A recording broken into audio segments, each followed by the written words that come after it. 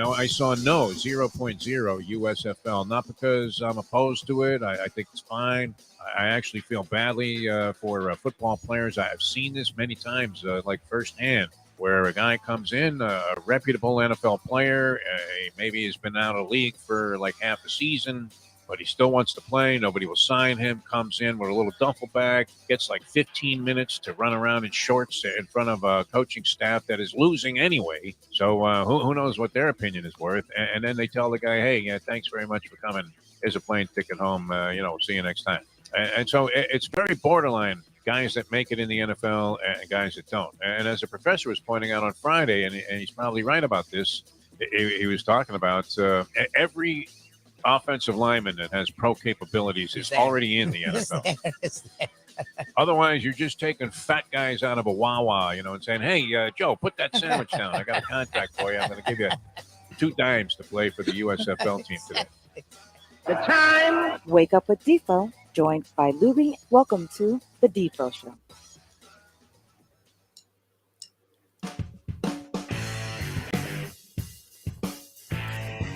On a very spectacular Friday, pleasant good morning, everybody. Good to have you guys with us here on the Defo Show, a Degenerate Friday, and always great to put together the elements, the components of what makes a true Degenerate Friday, and I think we have that formula for you here this morning. Good to have you with us on Ion Channel. Jeff Deforrest, Mike Lubie, Lubitz. Lubie, how are you? Feeling a little bit better about things? Because we want our local teams to prosper. There was a time where I rooted for the local teams to lose every game. I probably shouldn't release this, but because sports talk radio is largely fueled by negativity, it was far better to have a million people kvetching than the 2 people that would call in and go, boy, isn't this great? The sun is shining. I'm reading poetry, and I feel like I'm living in utopia. My teams are all winning.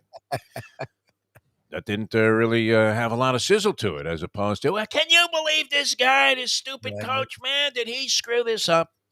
So we were much better off if the teams were losing, especially, towards the end of the Shula era where, and I love Don Shula. He was always great to me, but once they got into that whole idea, the philosophy that the game might have passed them by, it started with Chuck Noll, and then Tom Landry was subjected to this kind of criticism and these assertions that he was finished, he was lost in a time warp.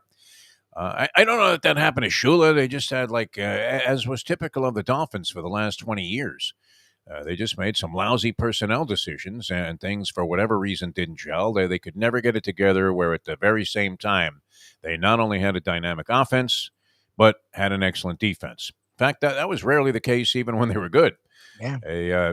Once in a while, they would come up with both sides of the ball that actually were very, very efficient. But usually you would see their offensive deficiencies or something wrong. They would be giving up 40 points on defense, and Marino would have to be chucking a rock for 600 yards a game just to get them out of, a 1 point, into a 1 point victory mode. But the last several years, it's been an absolute disaster. And Shula bristled at the idea. I mean, if you mentioned that to him, I've told this story before. I was doing some stringing with a friend of mine. He was actually the guy that had the gig, and they wanted him to go out and solicit a couple of responses from various people in Miami. And whenever that happened, ESPN would call my buddy Mike, and they needed somebody just to toss the questions out to the person so that Mike could do the shooting and gather the material for him.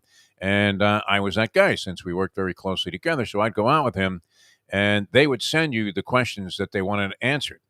Yeah. So, I'm supposed to go out with Mike and do a thing with Don Shula, and the Dolphins were on a particularly razor's edge type of situation, in a particularly bad spot.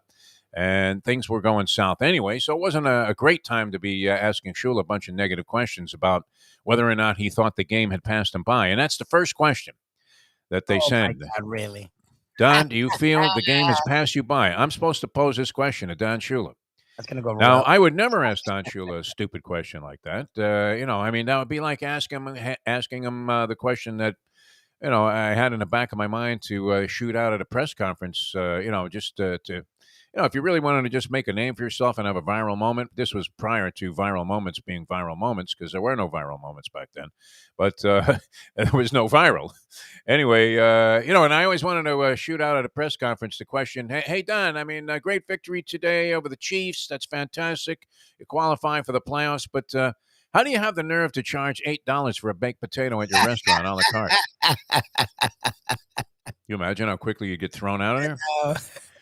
$8 for a baked potato now would be reasonable, wouldn't it? But back then it was absurd, right? I mean, you're buying a steak for like whatever it was at the time, and then you're going to pay $8 for a baked potato. You got to be kidding me! It's a potato, for God's sake. It's 29 cents. Come on, Don. But they asked they asked me to go out there, and the first thing I'm supposed to ask Don Shula is, Don, how would you respond to the assertion that the game has passed you by? Imagine you're going to sit down with Don Shula. He's going to sit down, put the mic on, do everything, and go, okay, what kind of questions you going to shoot at me here, Defo? And I'm going to say, well, I got a little something about how you feel about your career at this point. But I said, listen, the coach, these aren't my questions. This is, what ESPN has assigned us. Questions. I had to. I mean, look, what am I going to do? They want me to ask this question. It's the only reason that we're getting paid to go out there and do this assignment. They had like 3 questions. The first one of which, do you feel the game has passed you by? Well, you at least work up to it. That's what I've learned from you. Like, we know there's certain topics we have to go into in certain interviews. And if you don't do it, you're a total lame ass. Yeah. But you just work up to it. Like, we've learned, okay, it'll be like the 5th or the 6th question when you warm them up and you set it up a certain way. You don't just go, hey, Don, how you doing? So anyways, everyone thinks you suck. And everybody says you're a shot fighter, Coach. Yeah, you know what? Never mind these 300 and some odd victories that you have. Do you feel you're done? I mean, should they stick a fork in you, Coach? What do you think, man? Do you think you have anything left in the tank? Everybody says you're an old man, that you're senile. That's great. Imagine that. Wow. Just unbelievable. But no, he wasn't a big fan of the question. And he actually told me, he said, hey, listen, if I don't like the question, I'll just take this stuff off and walk off, which he didn't do. Because, I told him already, I said, this is what they want. So, you know what? I don't know any other better way to put it. You can respond any way you want. And he did, actually. I have to give him credit. He sat there and he answered the other 2 lame questions as well. Good guy. But you don't necessarily want to be in that kind of a circumstance when you're conducting an interview. It would be nice. There was a guy here for many years, Al Lombardo, was a reporter in South Florida, relatively obscure. He worked at a small radio station. And he might have had, a couple of screws loose, when it came to sports. He was a lot like you, where he was such a passionate sports fan that it was detrimental to the idea that he would be out there in the field asking questions of these people at post-game press conferences. And, you were waiting for him to chime in with something. And he would be one of those guys who would, how the fuck could you run the ball? I mean, it would right to Don. On 3rd down and 6. To Coach Shula. To Shula in a post-game press conference. And Harvey Green was the PR guy at the time. And everybody would start looking around the room going, uh-oh, it's Lombardo. And essentially, what was bad about it is, you might have needed just some innocuous, typical sports comments to come your way, so you could fill some time on a show. Maybe you had, some news clips that you wanted some audio for, and it kind of ruined it for everybody else, because once he asked that question, of course, the guy was going to walk out of the room there and say, "Well, that's it." Yep. And the South Florida media was not like the kind of attack mode media you have. It's not like, they weren't good journalists or weren't doing their job, but it wasn't like any kind of hostile approach that the media had in general. Very cooperative with each other. The guys generally liked each other. I'm sure there might have been some professional jealousies here and there, but it wasn't really something that came to the surface, and you had a high level of cooperation among reporters. At least I perceived it to be that way. Whenever I've seen them, that's how they all act in concert. They're not really jabbing at each other. Right. I mean, somebody's not trying to elbow you out of the way there. That they may be more inclined to actually grab your microphone and move it into a spot where you can get the sound. If you were getting aced out in one of those deals where everybody surrounds a coach or a player who's talking and supposedly saying something important. And as we've discussed many times, rarely does anything of any significance or does an answer pop up that you already don't know what the answer is going to be in any kind of sporting conversation. Rarely. Unless, and this ties into Degenerate Friday, you were talking to Phil Mickelson about his gambling problem, which I was reading about today. And this guy, it's an unauthorized biography. Remember the guy had the big controversy when he leaked that Phil said, hey, who cares about human rights? The Saudis got a lot of money. I'm playing golf over there, man. I'm good out of the sand. I can play in the desert. No problem.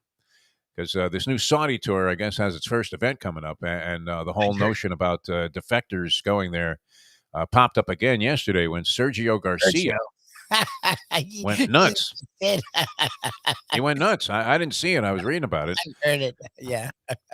All right, so he hits a ball into the marshland somewhere. Yeah. And you can't find it right away. And the rule is that once you get into the area where the ball might be, you have 3 minutes to find it. Otherwise, you incur a penalty stroke. That's a weird. So Sergio's beef was that they started the 3 minutes long before he got to the area there. He did find the ball. It was playable, and he ended up getting a penalty stroke anyway. And he essentially said, hey, you know what? Screw this tour. I'm out of here. I'm going to go play with the Saudis.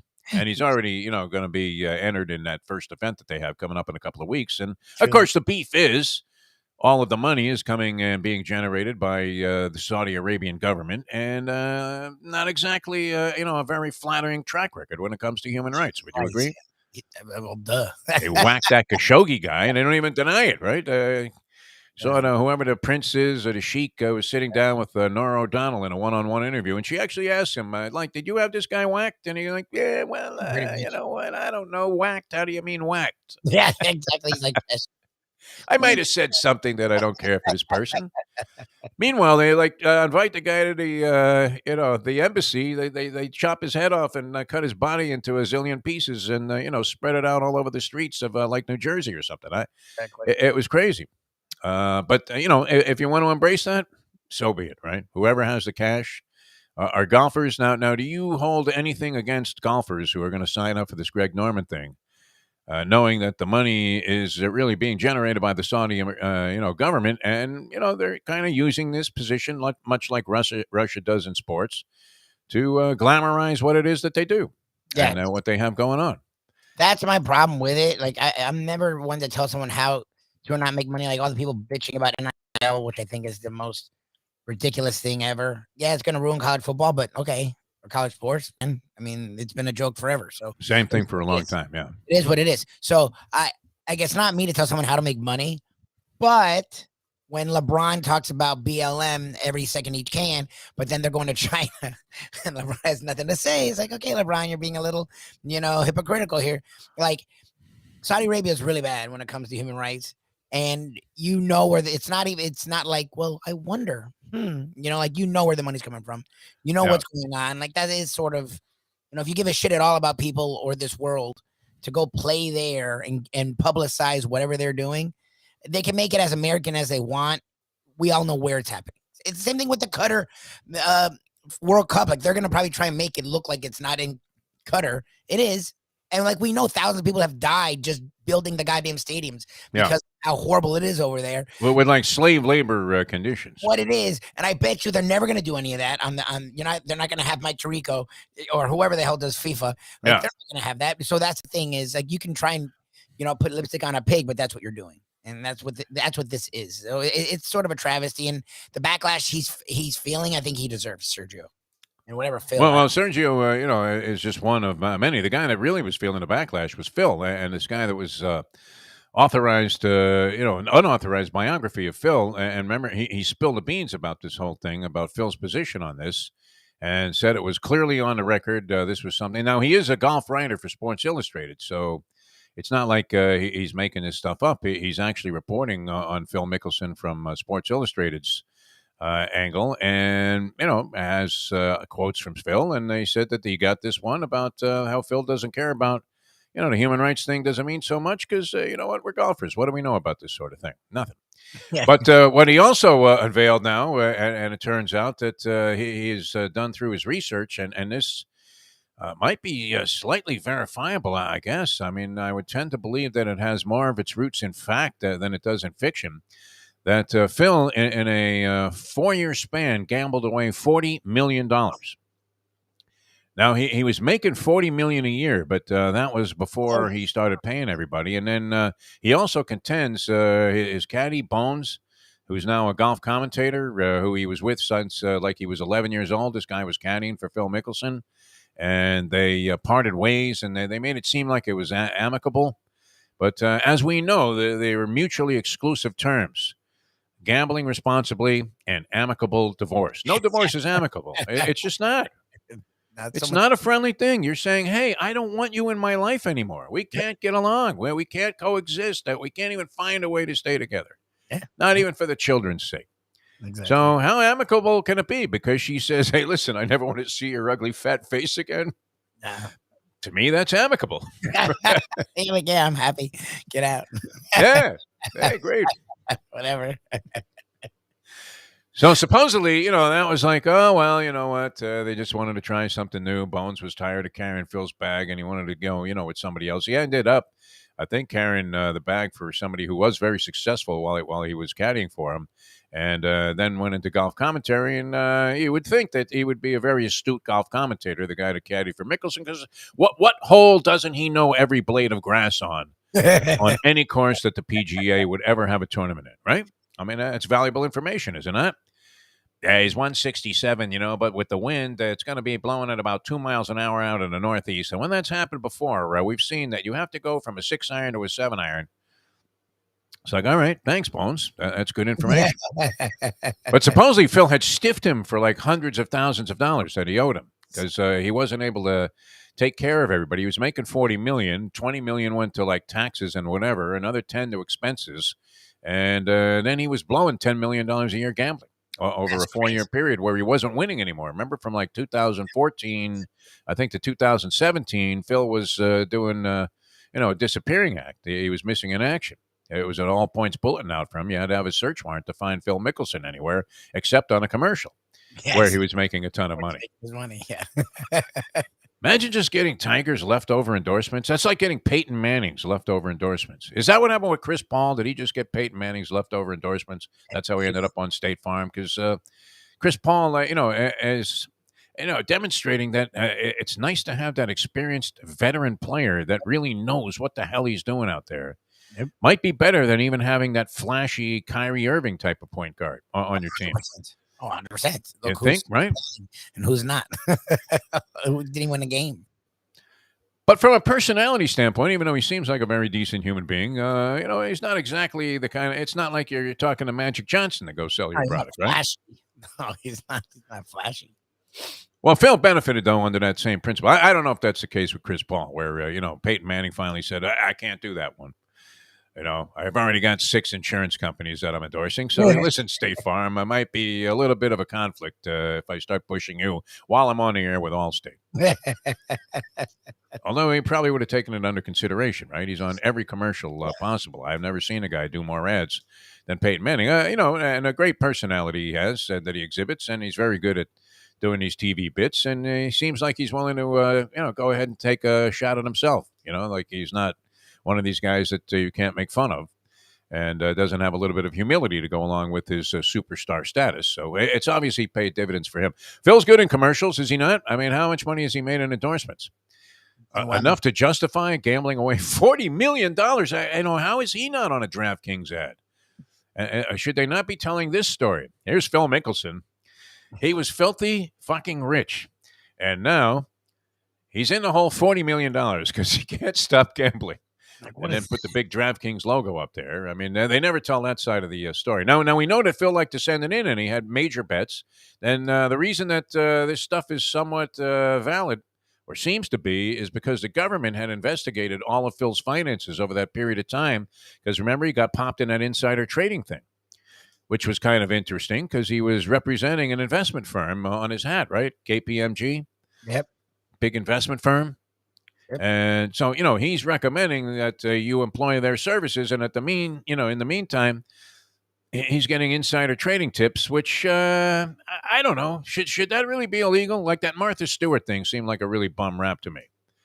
A guy says, hey, Martha, I know you have like 50,000 shares of this stock, but it's going to plummet to like be valueless sometime tomorrow afternoon. If I were you, I would sell it today. Now, somebody tells you that, Lubie. Should you just sit there and go, oh, no, that would be illegal if I went ahead and took this financial beating? So I'm just going to keep the stock and watch it be worthless pieces of paper. Well, you have to be smart. Like, you just can't sell off all of it. Why not? Because it's against the law, and you know what the laws are. So what you do is you sell off slowly. Well, why is that against the law for the person that, that finds out? That, I don't know why the law started. I'm going to be penniless tomorrow if I don't unload this stuff. I don't understand the law. I don't know why it's a law, because in life, it's always cool to have quote unquote a hookup. Like inside info is always a good thing, you know. So Maybe she bought the stock on somebody's recommendation that this thing, they were about to find a cure for cancer, this medical company, and that's going to be announced tomorrow. So if you buy the stuff today at like $1.40, it's going to be worth $1,400 tomorrow. Oh, 100%. No? But it is a law.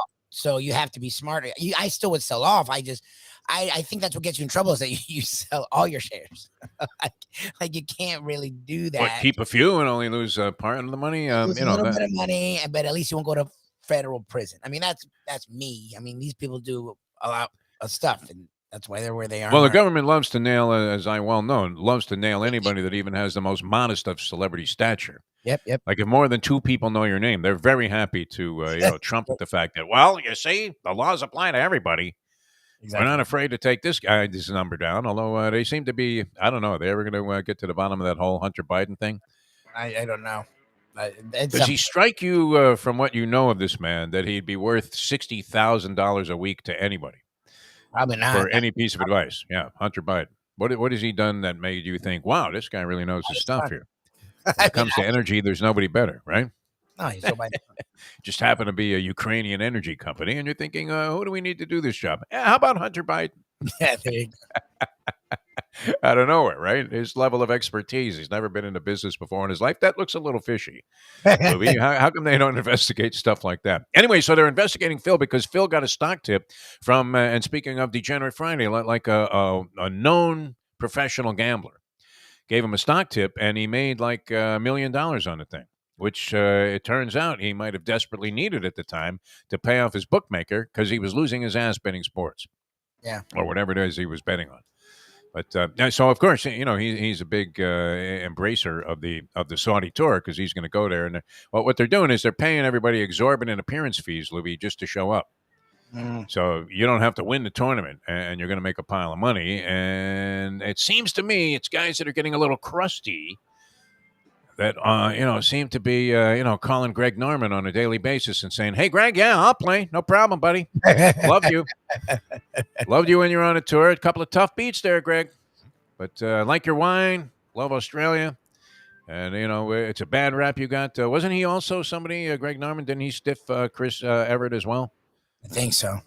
Yeah. Wow. Well, what was up with Chris Everett and golfers, man? It's crazy. Well, that was Norman. Yeah, she was dating Norman when he was winning the British Open that one year, remember? Like late in the tournament, and she was out there looking pasty and like she was a character in a Dickens novel, running around in a very, very gray and ugly landscape, wind blowing, and she's following him on every hole, and then he fell apart, and after that he dumped her, I think. Chris Everett, man, she's had some tough breakups, hasn't she? Yeah. Jimmy Connors dumps her, and he marries like a Playboy centerfold like the next day. That was kind of crazy. And who was the blonde? Lloyd, John Lloyd. Remember, she was married to John Lloyd for a while. Okay. Chris Everett. He seemed like a very nice guy. I met him, John Lloyd. Actually, I aced John Lloyd on a shot. He was standing at the service line. We were playing in a celebrity charity tennis event that was being held at Turnberry Isle, of all places. Nice. And so I'm in a doubles game against John Lloyd and some other media guy. I'm serving to John Lloyd, and he was standing, I think, on the service line, thinking, I wasn't going to be able to hit the ball, and I happened to hit one decently, and went right by him for an ace. Nice. How about that? Nice.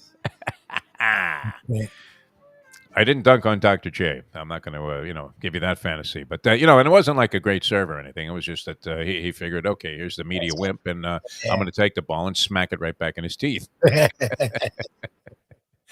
All right, we have the Derby coming up, the single greatest betting proposition annually on any day, any opportunity. You'll never have a better wagering opportunity, a chance to make a big score without necessarily having to risk a ton of money than you will in the Kentucky Derby. And this year, I think, is going to be just a wild one. I'm looking at all of the entries here.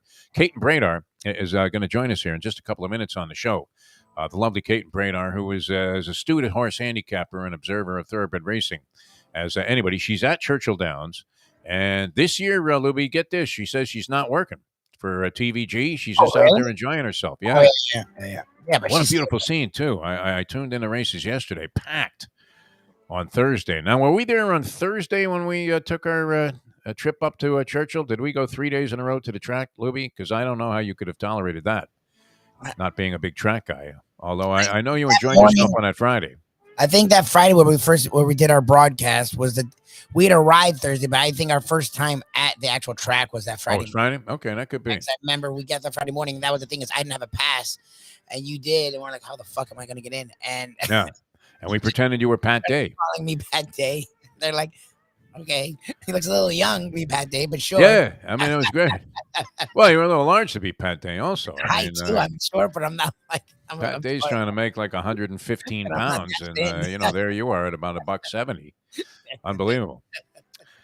How they thought you were, but it was it was one of those ranked days like we were talking about when Chris Everett was following Greg Norman around one of those British open golf courses, and windy and gray and rainy, and we had you like with a kind of a heavy coat over your head, and we had two big guys walking on either side of you, and we said, hey, say hello to Pat Day, when we walk by security. One of the Fable jockeys, and of course with his roots essentially at Churchill Downs. I mean, he was a big-time Kentucky rider, and one of the most famous guys on the track, easily recognizable also by anybody. I would think that it was around the racetrack, huh? You're not going to mistake Mike Lubitz for Pat Day if you're in the thoroughbred racing game. No. And we got by with it. Remember? That was great. The guy said, hey, I like your horse in a second, Pat. Give him a good ride. See, now, you're the type, though, at that time, you didn't realize that just act like you belong. I've always told you that would turn around and go, I'm not Pat Day. I'm Mike Lubitz. We're already in the track, right? We're already at the, back stretch. We're feeding a carrot to Secretariat. And Lubie's screaming, I'm not Pat Day. They're lying. All right. Let's get to Kate and Bradar. I mean, that's going to be great. Hialeah Park. I'm going down there this afternoon, Libby. I'm very excited to see all of the people down there. Tomorrow, so get us set up. I'm bailing out right after the Mike Mayo lunchbox, which that's another thing. We have Mike Mayo coming up later on. He took it like a man last night because he knows that he got what he needed in that Panther bet. Yeah, that's what he got the first game. He was on Easy Street. That was free money yesterday. He was playing with. Yep. Right. When it got to be 2-1, he was a little bit optimistic, but before we even turned around and, took another bite of a chicken wing, it was 3-1, and you were thinking, you could just see that game was going the way that it was going to end up being a Panther win. I mean, and really, for my money, was never in doubt. No. And our money is in doubt, though, still, because it's 1-1. So. And every game is pivotal in a 7-game series. I don't know why they always, get upset. Oh, my God, they're talking about a pivotal Game 5. Game 1 is pivotal. It changed the, complexion of the series. It really did. And it forced the Panthers into semi-must-win mode yesterday because it would have been tough to come back, win 4 out of 5 after losing the first 2 at home. We all know that. Every cliche applies. All right, Kate and Brad are going to join us here. Kentucky Derby, a very, very wide open field of 20. So we'll try to narrow that down for you, see if you can make some money here on the show. We do have the Polyman special, and Kate and I discussed this before on Mike Mayo's Lunchbox, and she doesn't think we're out of our mind, which is rare. That's rare. Yeah. Or that the foundation of our theories were flawed, but maybe the pick was good. All right, coming back with more here. Hialeah Park, I'll be down there today. Boxing tomorrow night. Don't forget about it. It's going to be a great time. You can bet in the simulcast there. Champions, a great place to bet the Kentucky Derby. Kentucky Oaks today. Looking very much forward to being there. Great food and drink all over the place, and always a good time. So head on down to Hialeah Park, and don't forget, tomorrow we'll all be there ringside for the boxing matches. That's going to be great. The weigh-in is today. I'm going to be around the atmosphere there. It's kind of like being out at the barn area before the Derby as everything is shaping up, and all the people that are involved in the event are going to be on hand. So very excited about my 2 visits coming up to beautiful Hialeah Park, and we'll see you guys at the fights tomorrow night, HialeahPark.com for tickets. All right, coming back with Kate and Bradar in just a moment here on a Degenerate Friday on Ion Channel. Jeff Deforrest, Mike Lubitz, back in a moment. Now that. The time... It's 7:29. If poker is your game, you're covered in style. And you can play all your favorite Vegas-style games, including blackjack, craps, and roulette, in Hialeah Park's sizzling hot casino. Get a player's card when you walk through the door for all kinds of generous amenities, including our favorite, free play, when you come out to the ultimate casino and entertainment destination, Hialeah Park. These days, we're all looking for comfort anywhere we can find it. Thank goodness for Landlubbers Raw Bar and Grill in the Plantation location, because they are making sure you are as comfortable as possible. You're going to have the best wings in the world. You're going to have a great burger. You're going to have their amazing soups. Again, Landlubbers Raw Bar and Grill. It's nice and easy. Just go to landlubbersbarandgrill.com for both your pickup and free delivery. Thank goodness for Landlubbers for making you always feel right at home. Catholic Health Services is committed to care that changes as your needs do. Our full continuum of services is designed to be there throughout your care journey. If you need assistance with daily living, post-acute care following a serious health event, or additional medical care at home, we also offer skilled nursing and palliative and hospice care. Your care needs may change, but our commitment never does. Catholic Health Services, South Florida's #1 choice for post-acute and end-of-life care. Visit CatholicHealthServices.org. Jerry Bailey, Jerry Bailey,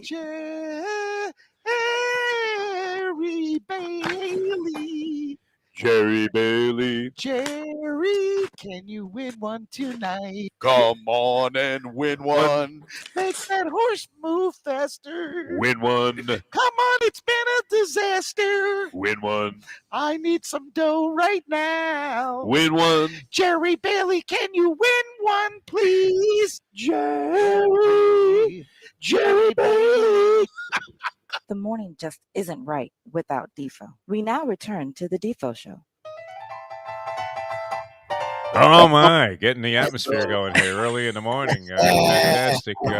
We figured we would welcome you by reprising one of your favorite songs, which, it was the big hit in Jersey Boys also, the Jerry Bailey song.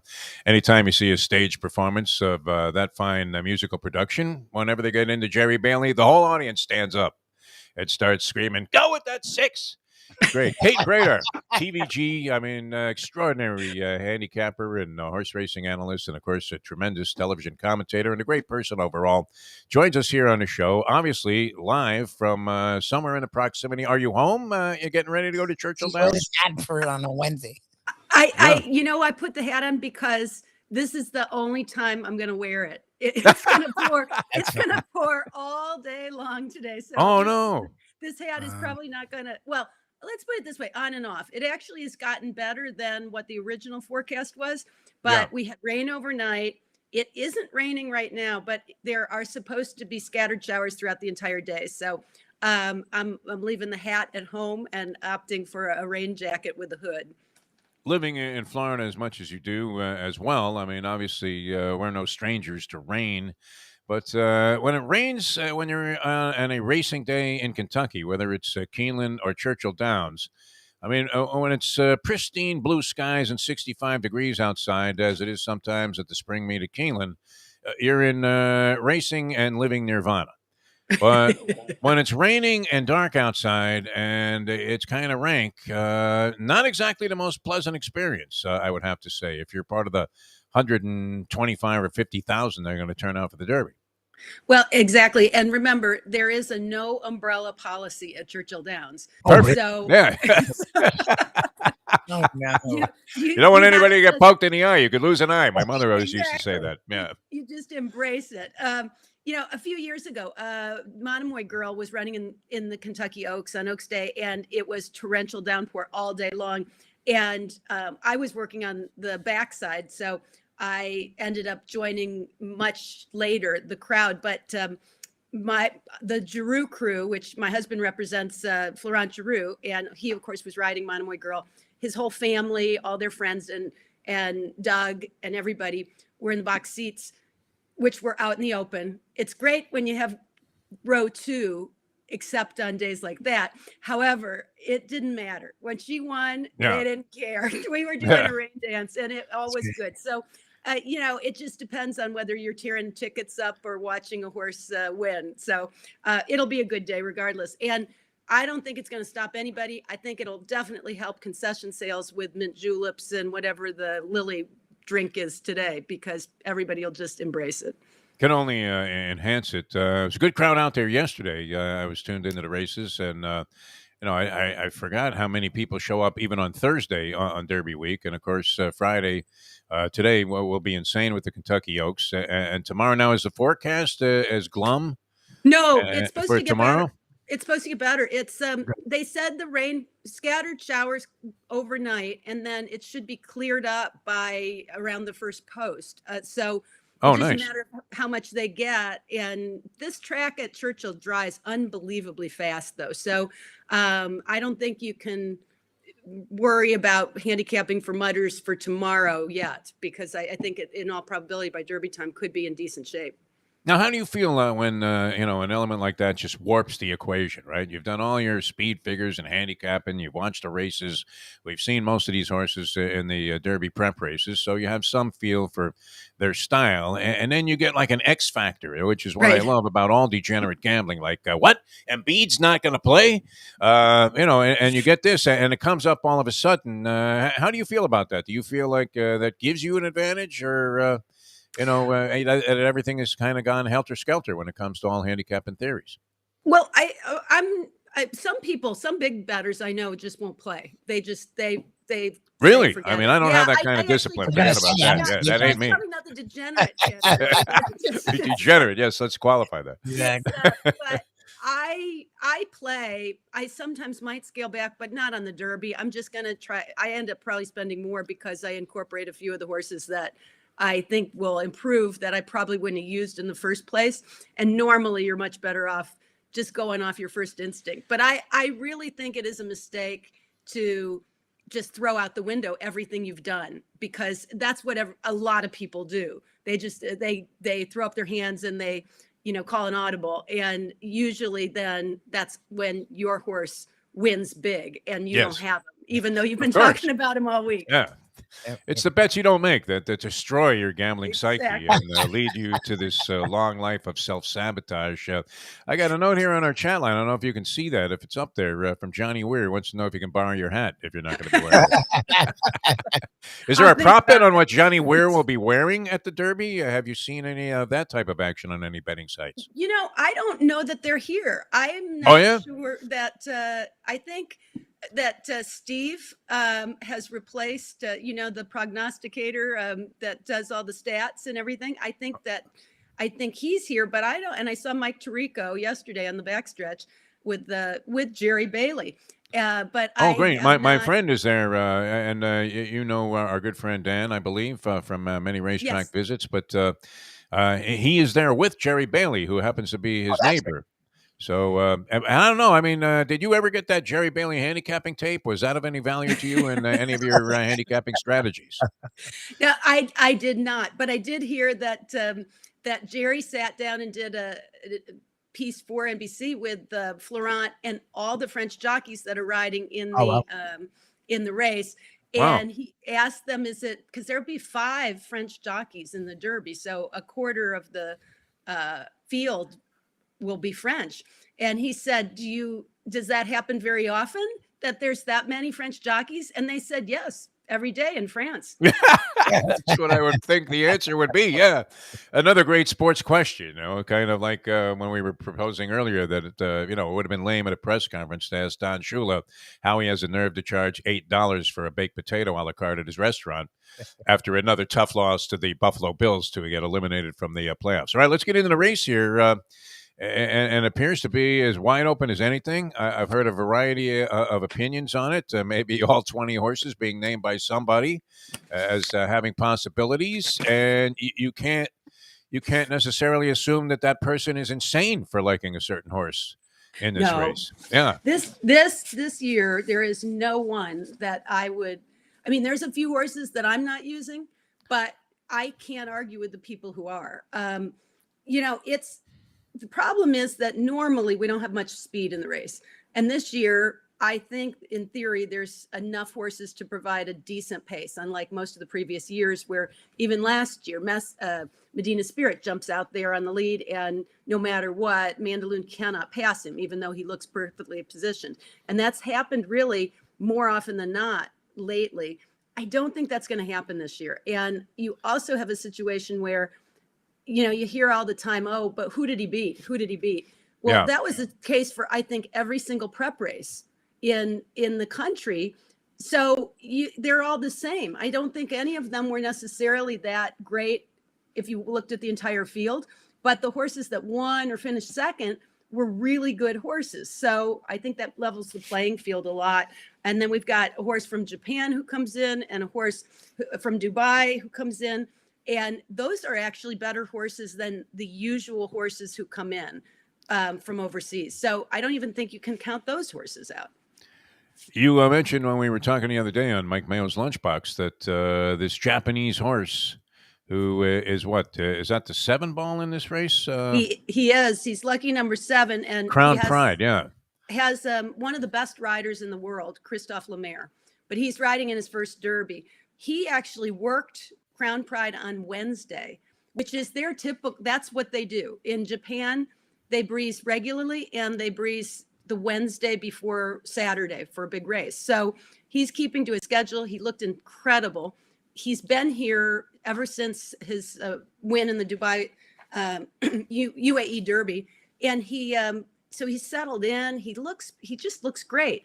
He's going to be the fittest horse in the race. He trains several miles every day. He's out of his stall for 45 minutes. They do these serpentines in the chute in figure eights before they ever turn him around and let him gallop. And eats sushi, right? I mean, yes, this exactly. horse is every bit of a Japanese tradition that you would expect.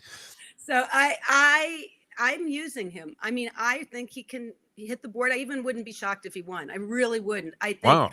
I'm not going to pick him on top, but I am going to be playing him. Although now I'm starting to think because he got all the attention, he's going to sort of be a wise guy horse without really deserving to be a wise guy horse. But I think that a lot of people will be, he might be a lower price than he should be as a result. But I'm including him. And his work here was really nice. I would, if it had been a U.S. horse trained by Todd Pletcher, this would be the favorite in the Derby. So that's where or one of the favorites. So that's where you've got to look at, the unknown is something that should be respected, but usually in true American fashion, we mock it and don't take one of the it many seriously. mysteries, of this particular Derby puzzle. All right. Now, Cyberknife, of course, your guy, Florent Giroux, is going to be riding, under the auspices of your husband, Doug Bradar's guidance.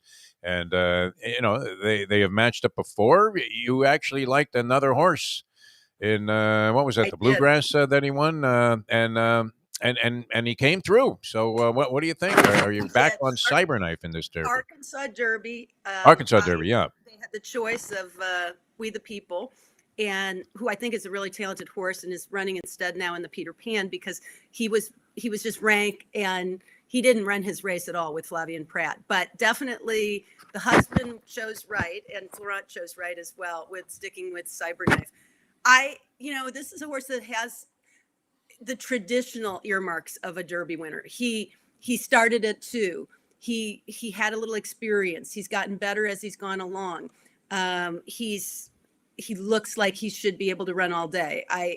Gun Runner's got his first crop of horses out there, but that looks like 1.25 miles shouldn't be a problem. And the way he runs, it doesn't look like they've gotten to the bottom of him yet. When he won the Arkansas Derby, he made an early move into a very fast pace, and then he was able to find another gear in the stretch.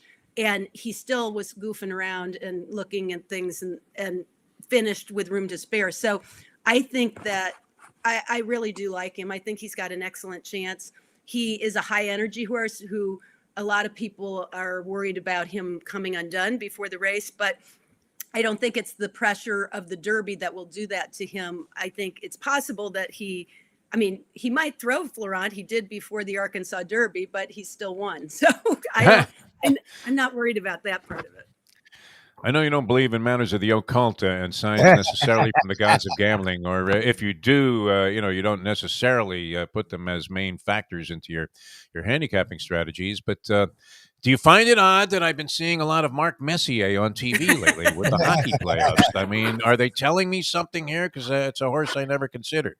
It is hockey playoff season. Yeah. There's that. I mean, there he is. His face is on like every minute on TV now at the playoffs. Messier. There's Mark Messier. Well, all I know is he's not coming for the Derby. Oh, So maybe if you're following the signs, Yeah. maybe that's a sign. That's a negative. I think you've got to look. This is a game where you take a stand and you form an opinion, and sometimes you're right, and most times you're wrong.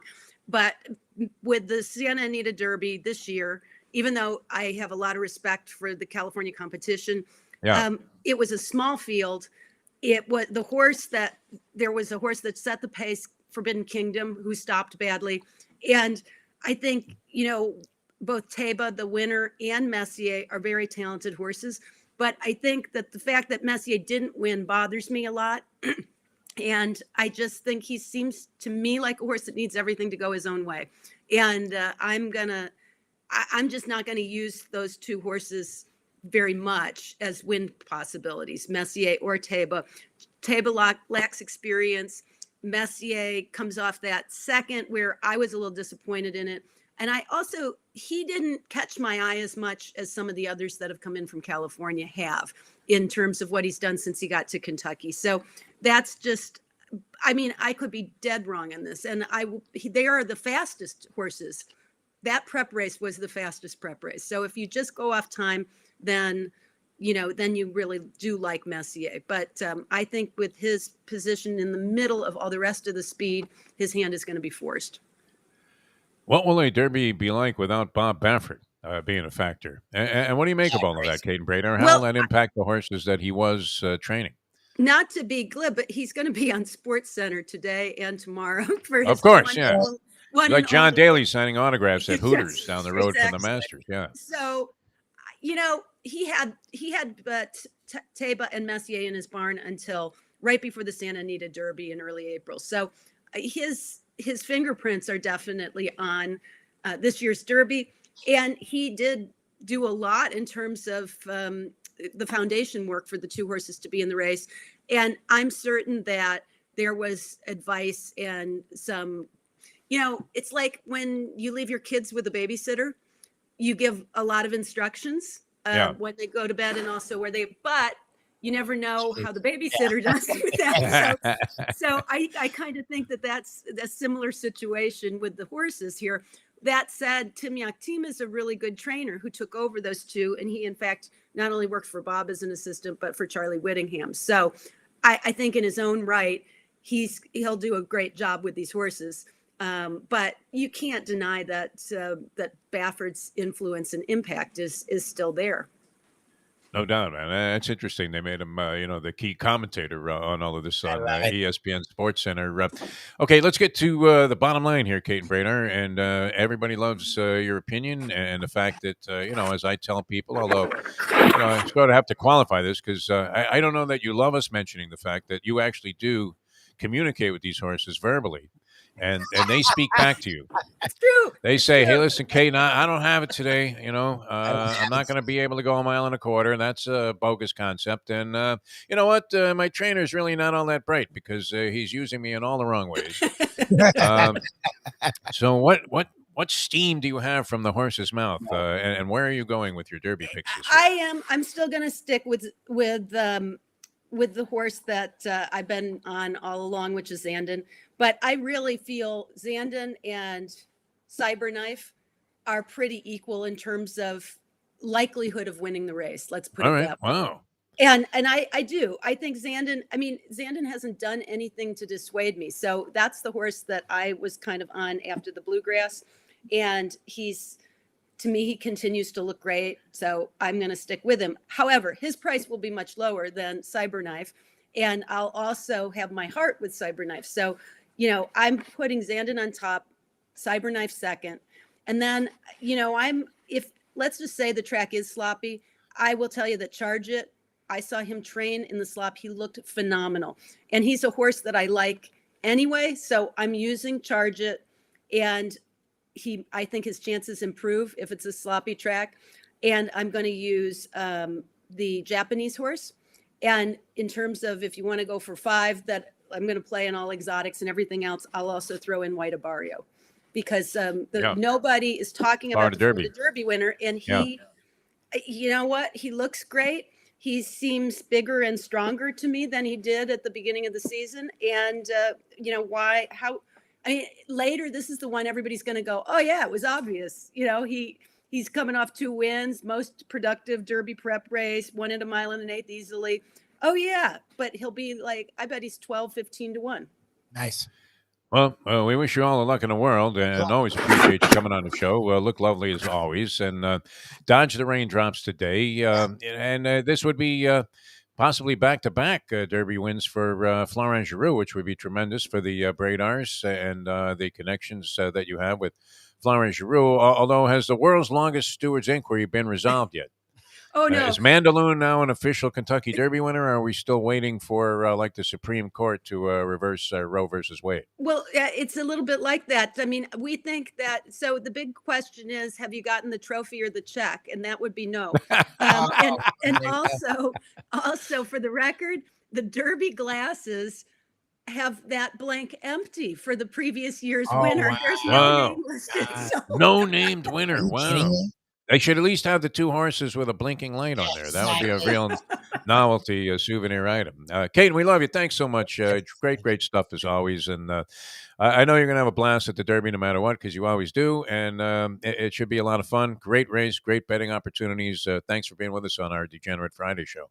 Thank you. It is always a pleasure, guys. All right. Thanks so much. It is true, man. You can verify this. Did Johnny Ware ask if he could borrow the hat?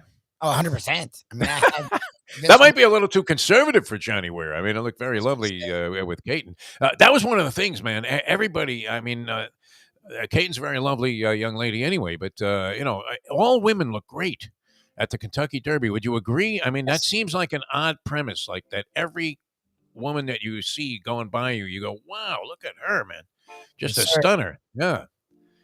It's not like they, infused like a bunch of models in there. I mean, just the women really do it right. I applaud them on Derby day. Your eyes, I mean, you would look like Marty Feldman. I had to plug them back into your head. It springs. And, were you fighting unattached at the time, or were you married when we went to that Derby? I think I had just met Simone, I think. So I was very early in dating when we went to the... Oh, and that was when we flew up on the Duke's private jet. Are you kidding me?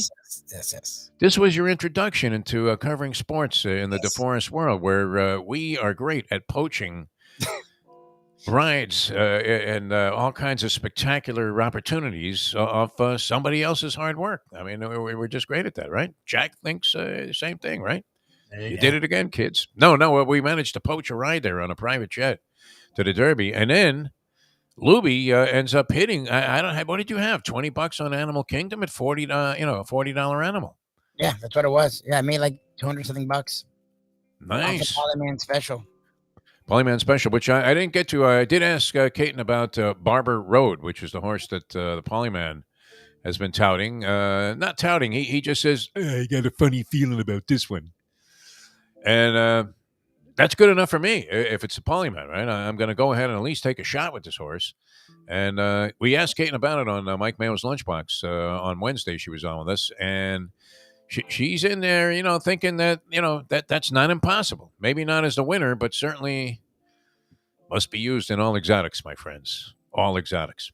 All right, Degenerate Friday continues. The professor going to join us next, and we keep wondering, Lubie, and yeah, we have a lot of people that are very high caliber on this program in terms of what they're able to bring to the table, entertainment-wise or information-wise. I mean, look, Kate and Brad are, strong on both scores, right?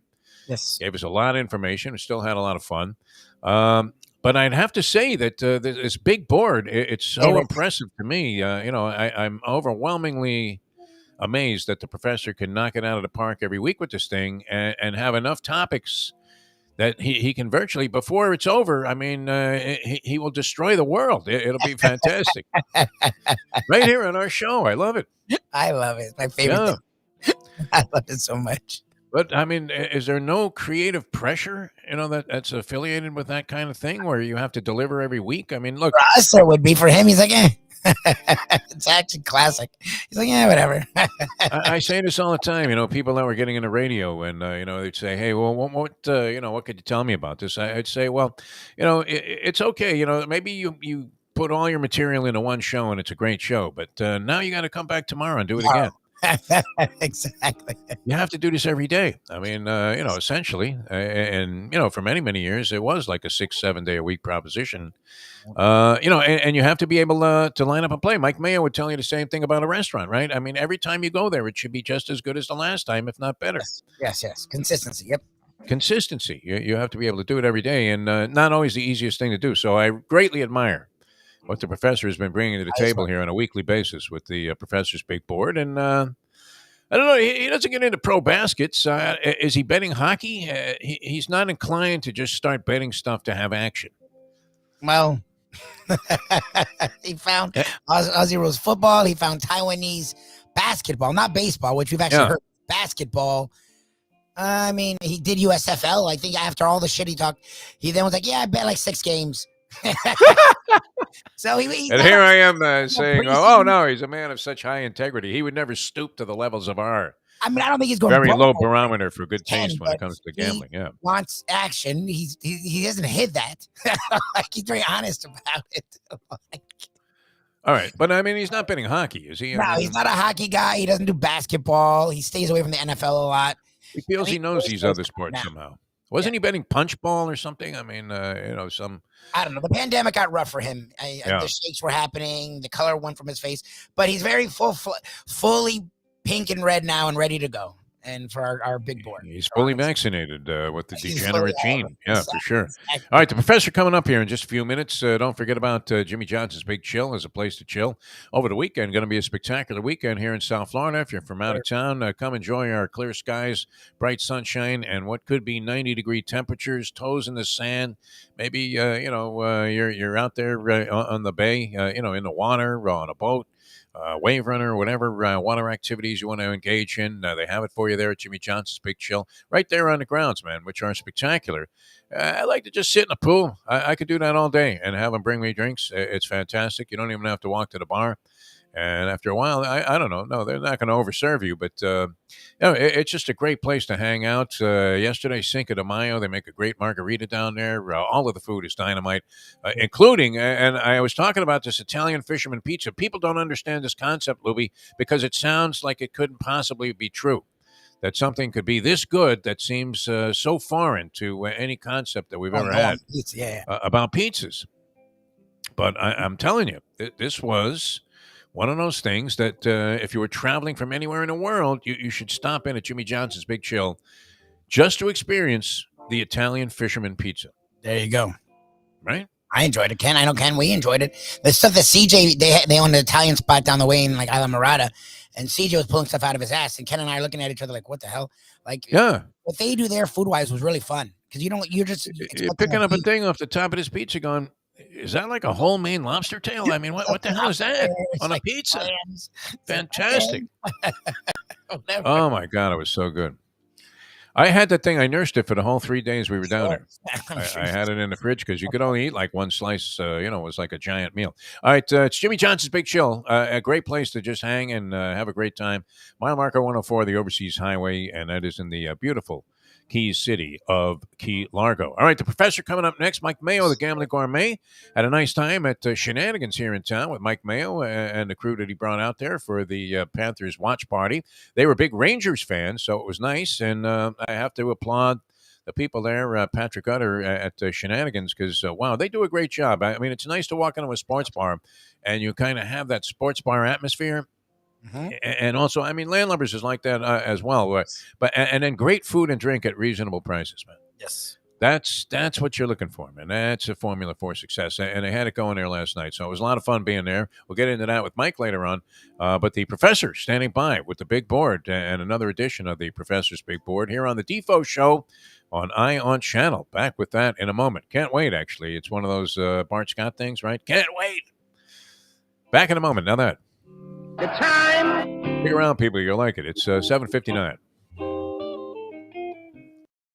Tony Segreto here. Let me ask you a question. What do you look for when you go out to eat? Good food, obviously. Friendly atmosphere, not too loud, but good energy, reasonable prices, and a place where you feel comfortable. You're talking about the Texas Roadhouse. Good for a family, good for a date, or just a night out for yourself, and prices that will make you extremely happy. Their ribs unmatched. Steaks hand-cut every day. Everything, and I mean everything, is made on site, including their incredible bread. Trust me when I tell you, Texas Roadhouse, your restaurant, your destination when you say, where should we go and eat tonight? From the newly renovated sports bar to the beautiful bayside views captured at the Tiki Bar, Jimmy Johnson's Big Chill has it all.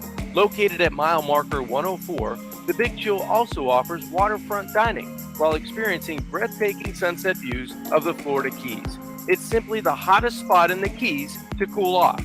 That's Jimmy Johnson's Big Chill at mile marker 104 in Key Largo.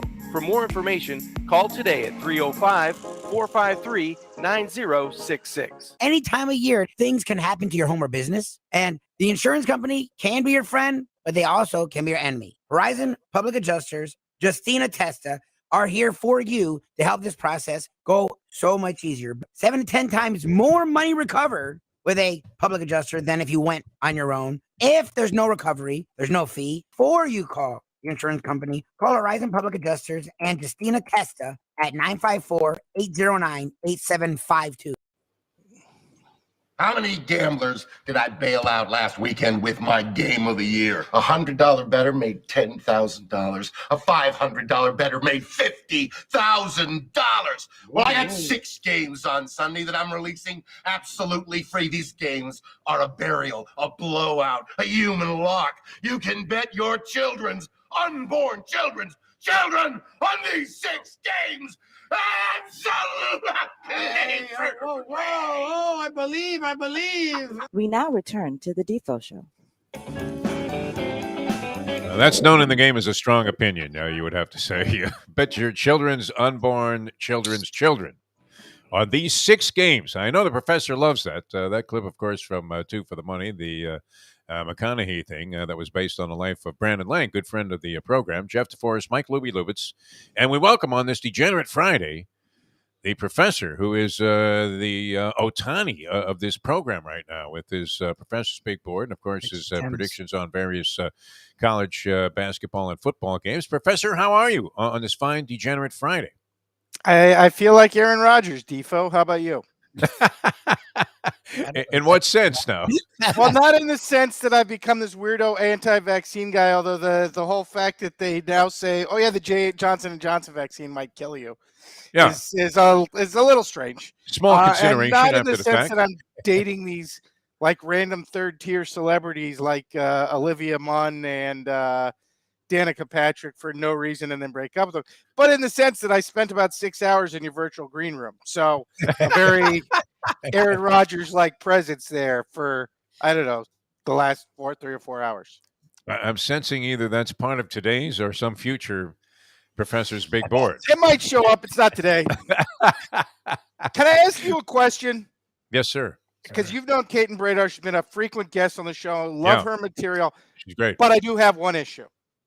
Okay. I know the Derby is now sponsored by Woodford Reserve, and like Woodford Reserve is all over the place in the advertising. Do they pay people like Kate and Bradar to pretend that the mint julep isn't the most garbage cocktail? Oh, no. She doesn't straight pretend. crap. Yeah. I heard her say, like, everybody's got to enjoy their mint julep. Don't drink Nobody has ever enjoyed a mint julep. No, mint it's julep, the worst drink. Yeah. It's double mint and type 2 diabetes in a glass. It is just straight garbage, and if you drink them, you're just drinking them to be a poser. And by the way, I like Woodford Reserve. Woodford Reserve is a great bourbon. Yeah. But the mint julep is the stupidest Dumbest, and worst cocktail creation in history. I don't know why everybody goes full poser when they go to the Kentucky Derby, when they do a Derby watch party. Like, I want a mint julep, and then they do that face when they're drinking it, because everybody knows it's garbage. Like, enjoy that. Chug that down, and then you can have a real cocktail. Well, that's they had a bar outside the press box, and you would imagine if it was free, right? If it's not catered, it's not journalism. That by the press box with free mint juleps being given away, that the line would be out the door, bigger than the betting lines. But nobody. I mean, once you've had one, you realize that this is accurate at best. I mean, it's awful. Yeah, no, she doesn't, though, to qualify the point, she's not a fan of the mint julep. She did clarify that there is a way to make it, but you're not going to get it at the concession stands at the Derby. There's no way to make made it. this That's way. a lot. Yeah. Well, There's she was. no way to make that a good maybe cocktail. she's got It's a pure deal crap. with the Woodford Reserve also. It's like- I mean, It's like talking about Taco Bell and pretending that when you eat Taco Bell at 3 o'clock in you're the in morning Mexico. drunk, Yeah. that it somehow becomes a good taco. No, it's still crap, no matter how drunk you are. And if you didn't realize it at the time, you're going to realize it when you're on the toilet in the morning, Yeah. just how low quality a product you are. There are some things in life that people like to pretend like, oh, there's a way. Yeah. No, there's not. There's no way There's to make no a way. good job All of a good cocktail. It's garbage, no matter what you do with it. Even that one, remember like a few years ago, they were selling one for like $100,000 with like ice imported from the French Alps and Yeah. mint that had been mined by slaves in Mauritius and all this other garbage to try to entice. And it was for charity. So, Yeah. but even under those circumstances, it's a garbage cocktail. It's still a horrible drink. Yeah. Yeah. I'm with you. Yeah. You get a better drink on a cruise ship or in some slimy outpost outside of Reno when you're playing the slots than you do, out of a mint julep.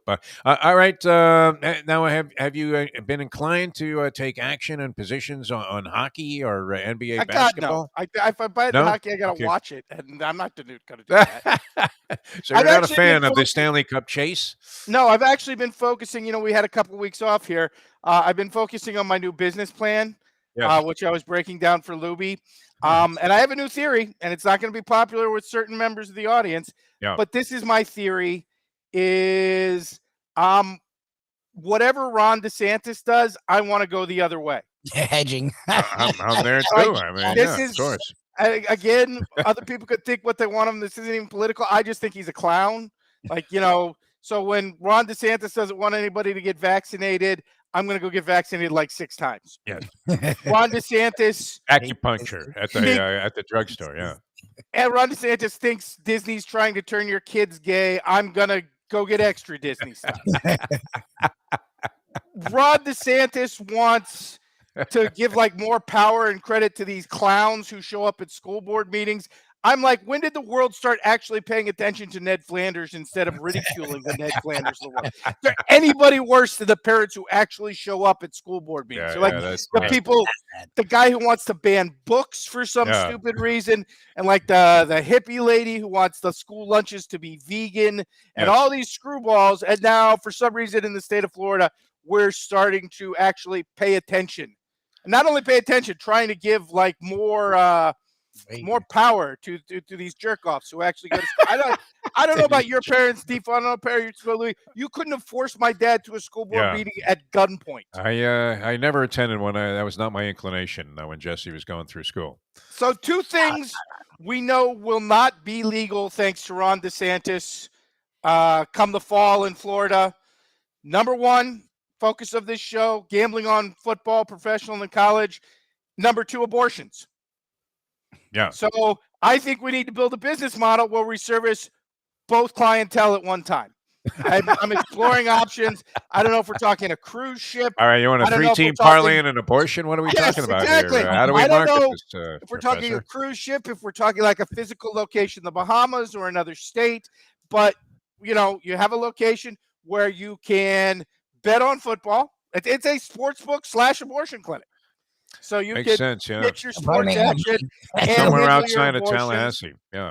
And we'll do an app where from your room you can both get down on a 3-team parlay if you're Defo, or straight bet if you're like me, and you can get your pain medication or whatever it is you need after an abortion. I don't know what the deal is, chocolate bars or whatnot, and all in one service. As we've been saying, it's right out of Firesign Theater from many, many years ago. Comedy albums that were out, very popular with people who had just started smoking weed. And they had this thing, let's move forward into the past. And it stuck with me. And you're thinking, well, how does that concept work exactly? And here we are. We have it. All right, Professor. So nothing on the playoffs. Are you making USFL bets? And are you Yes. going to recommend any games We for were our people 2-0 2 weeks ago when we did our picks on the show. We were 3-0 in the USFL last week, so we think we got this league tagged pretty well. All right. I don't really understand necessarily at this point the concept behind the USFL because they're starting a game at 10 o'clock tonight on a Friday night. I kind of feel like Fox Sports is just full on trolling the NBA at this point. Yeah. Like you have an NBA playoff game on Friday night, so we're gonna play a football game in Birmingham in front of 4 people. Their at slogan 10 is "We o'clock got on a next." Friday night. We got They're next. using the slogan "We got next" to NBA. market the USFL right now on TV. But we do feel we have an edge, and we're taking the Philadelphia Stars +1 over the Michigan Panthers. I don't understand, and we actually took Michigan last week against Pittsburgh. We'll talk about Pittsburgh in a second, because even for minor league football, that team's pathetic. Yeah. But Michigan is led by quarterback Shea Patterson, who is a guy who I've been betting against since his early days at Michigan. Like, everybody has liked Shea Patterson. They loved him in Michigan when he transferred to Ole Miss. They loved him at Ole Miss. He's been garbage everywhere he's gone, and he's been coached by some of the best quarterback coaches in the world. Like Jim Harbaugh, every quarterback who plays for Jim Harbaugh is good except Shane Patterson. Wow. Then he goes with Lane Kiffin at Ole Miss. Every quarterback who plays for Lane Kiffin is good except Shane Patterson. And then, like, when Michigan took him number 1 in the USFL draft, people were like, oh, he's going to be the big star of the league. He's trash. He can't play at all. So we're betting against Shea Patterson and taking the Philadelphia Stars +1 tonight. Very nice and great sound logic on that as well. All right. Any other plays before we get to the big board? Tomorrow night at 7:30, I believe, or 7 o'clock kickoff. 7 o'clock kickoff. We got Birmingham and Tampa Bay. Birmingham's real easy. They're actually the only undefeated team in the USFL, but they don't never cover games. I think they are 3-0 straight up and 0-3 against the spread. So, seems pretty simple to me. We'll take Tampa Bay +4 because Birmingham doesn't cover games. They'll probably win this one by 3. Of course. All right, very good. Wow, strong insight. Now, is it easier to handicap like a league that, obviously it doesn't have the kind of depth that the NFL does? It is in the case of one team, and that's the Pittsburgh Maulers, who have no offense whatsoever. I think they've scored 3 points in 3 games. I mean, there's just no offensive talent there. But we do have one more game, and that's the Sunday game. Yeah. We were taking Houston's Gamblers +5. Gamblers 1-2 on the season, but 3-0 against the spread, led by Kevin Sumlin. I actually think they're one of the better teams in the league. So we'll definitely take the +5 there in that spot. So 3 USFL picks. Nice. We've got Philly +1, Tampa Bay +4, Houston +5. Take the points in the USFL. It is the Defo dream. Just to take the points in every game, and I think you're like 75% so far in the USFL. Over under longevity. Any thoughts on that? Is this thing gonna I haven't looked at the TV numbers for weeks 2 and 3. The TV numbers in week 1 were very strong. I think in the that's happened before, though. Remember when the XFL had monster numbers? And we'll see how it's sustained. The interesting thing is, it's showing up very well, but the NBA is also showing up very well. Yep. So it seems like there's an appetite for these summer sports that there are spring sports, summer, whatever we're going to call this particular season, that there hasn't been in the past. We'll see how the US. I mean, if you're watching it, they're playing a pretty good brand of football. Oh yeah. As these minor leagues go, so I would not be shocked to see the TV ratings hold up decently, and that'll be their future. Is what the TV numbers are. Is there a television appetite for it? And I certainly have one, so we'll see. I mean, everybody else in town is watching the Panthers. You couldn't pay me to watch the Panthers. So. We may have to pay up if they play more games like this. I heard. 1. Yeah. No, yesterday was more like it. All right, Professor. I don't know how you've been doing it. It's amazing, and the big board has become a huge hit here on the program. It's one of those things where everybody looks forward to it every week, and with also an eye on the idea that how can this guy keep coming up with something after what he did the week before? And it's escalated every week. So, here we go. Another edition of the Professor's Big Board on tap. Well, Defo, we picked a really good time to take a week off because there was nothing going on this week. Yeah. And, just saying, I never really believe you when you blow smoke about the segment beforehand. Until the other day when I'm looking and reading, and the biggest headline in America is that the New York Times got on board with me and my campaign that I started with the big board on the Masters a couple weeks ago, that white South Africans are never to be trusted. They weren't talking about a golfer. They were talking about Elon Musk. But that was their point, was you cannot trust white South Africans. And I have been saying this for years. We have forgotten the lessons of Lethal Weapon 2. So congratulations, New York Times. I'm glad that your people at the editorial board there are watching the segment and learning the important lessons. A lot of stuff has been going on We've got obviously the Roe versus Wade thing with the Supreme Court, which is all anybody's talking about. Yeah. We've got Bob Baffert on his "No, really, I'm not a cheating scumbag" tour, which I suppose some people are believing. I, of course, say if you hang out with Bill Belichick, you know what's going to rub off, the cheating gene. Yeah. And then the thing that maybe we've got also, by the way, all these dudes in Miami pretending like F1 racing so they can hang out with the Latin girls. Because, like, I'm sorry, there's not a more garbage sporting event than F1 racing. Exactly. At least they crash in NASCAR. At least the crashes are interesting. F1, they never even crash, and people root for teams. And honestly, just a rule of thumb for people if you want to remember life, if the drink Red Bull is involved, it's a garbage sport or a garbage event. It's an event that only idiots like. And I don't know if you're aware, Red Bull is apparently like the number 1 or number 2 team. And that's the thing. People don't even root for the drivers. They root for the teams. You ask them what they're fans of. They're like, Team McLaren, Team Ferrari. You're rooting for an auto manufacturer. How freaking boring is that? It's like going to the casino and rooting for the freaking dealer at the blackjack table. Rooting for the dealer. Sitting there go, yeah, stand on that 17. Hit that soft 17. What kind of jerk off are you that you're rooting for Team Ferrari? Sorry. F1, terrible. Again, I think Stephen Ross is actually paying people in the media to pretend they like that garbage, because I see all these sports guys who have never once mentioned F1 in the last 10 years who are now all of a sudden all about the F1 racing. Sorry, that's crap. It's a garbage sport. Even for auto racing, it's boring. I can't imagine why anybody would pretend they like this. But the one that is maybe the most influenced long-term in South Florida has been a real topic of discussion over the last week, to the point now where we even have talks about Congress and the government getting involved, is the situation with name and image licensing. And the city of Miami's right in the middle of this. So we're going to cover it this week. And we've got the big board of stupid NIL deals.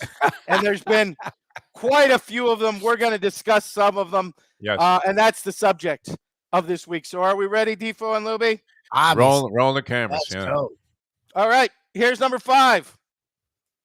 Iowa point guard Jordan Bohannon signs the first NIL deal in the history of the University of Iowa with Boomin' Fireworks of Iowa City, Iowa.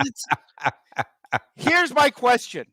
It's not even about Jordan Bohannon. Make that money, Jordan Bohannon. I got no problem with it. The little white point guard is always like the favorite guy on every college basketball team. So I get it. But how freaking competitive is the fireworks business in Iowa City, Iowa, that Boomin' Fireworks felt they needed to sign on a celebrity endorser? How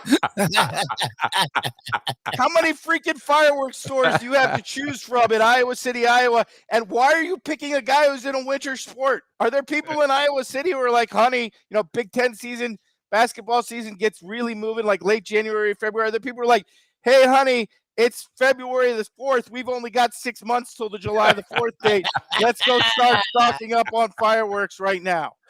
Like, honestly, do they even have a full-time fireworks store? And if so, why? I've never seen a fireworks store that doesn't open on like June the 30th and close on July the 4th. I don't get it.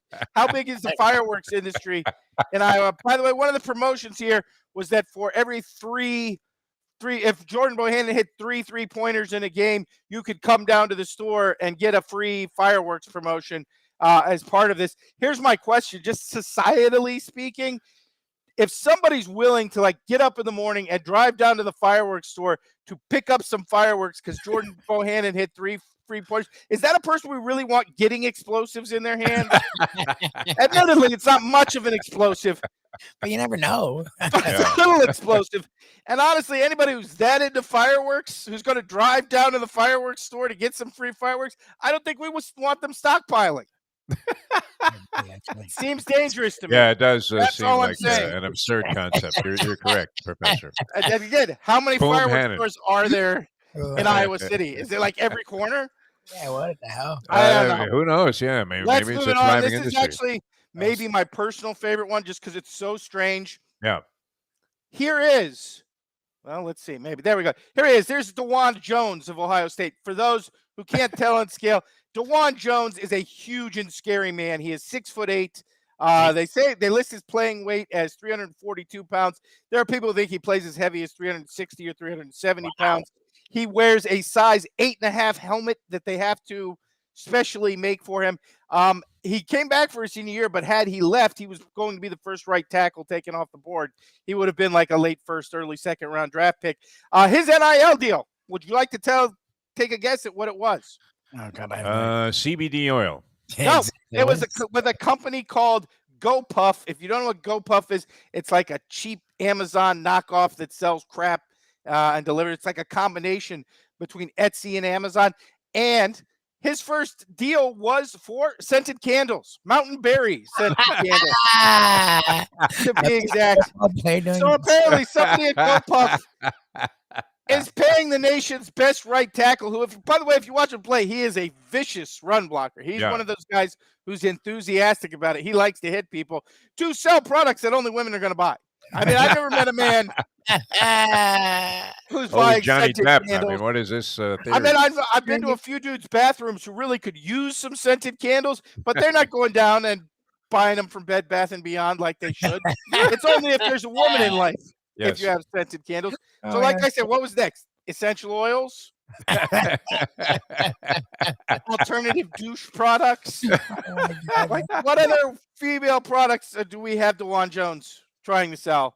Because scented candles, not a good. Although, again, DeJuan Jones, looking at him, his bathroom could probably use some scented candles.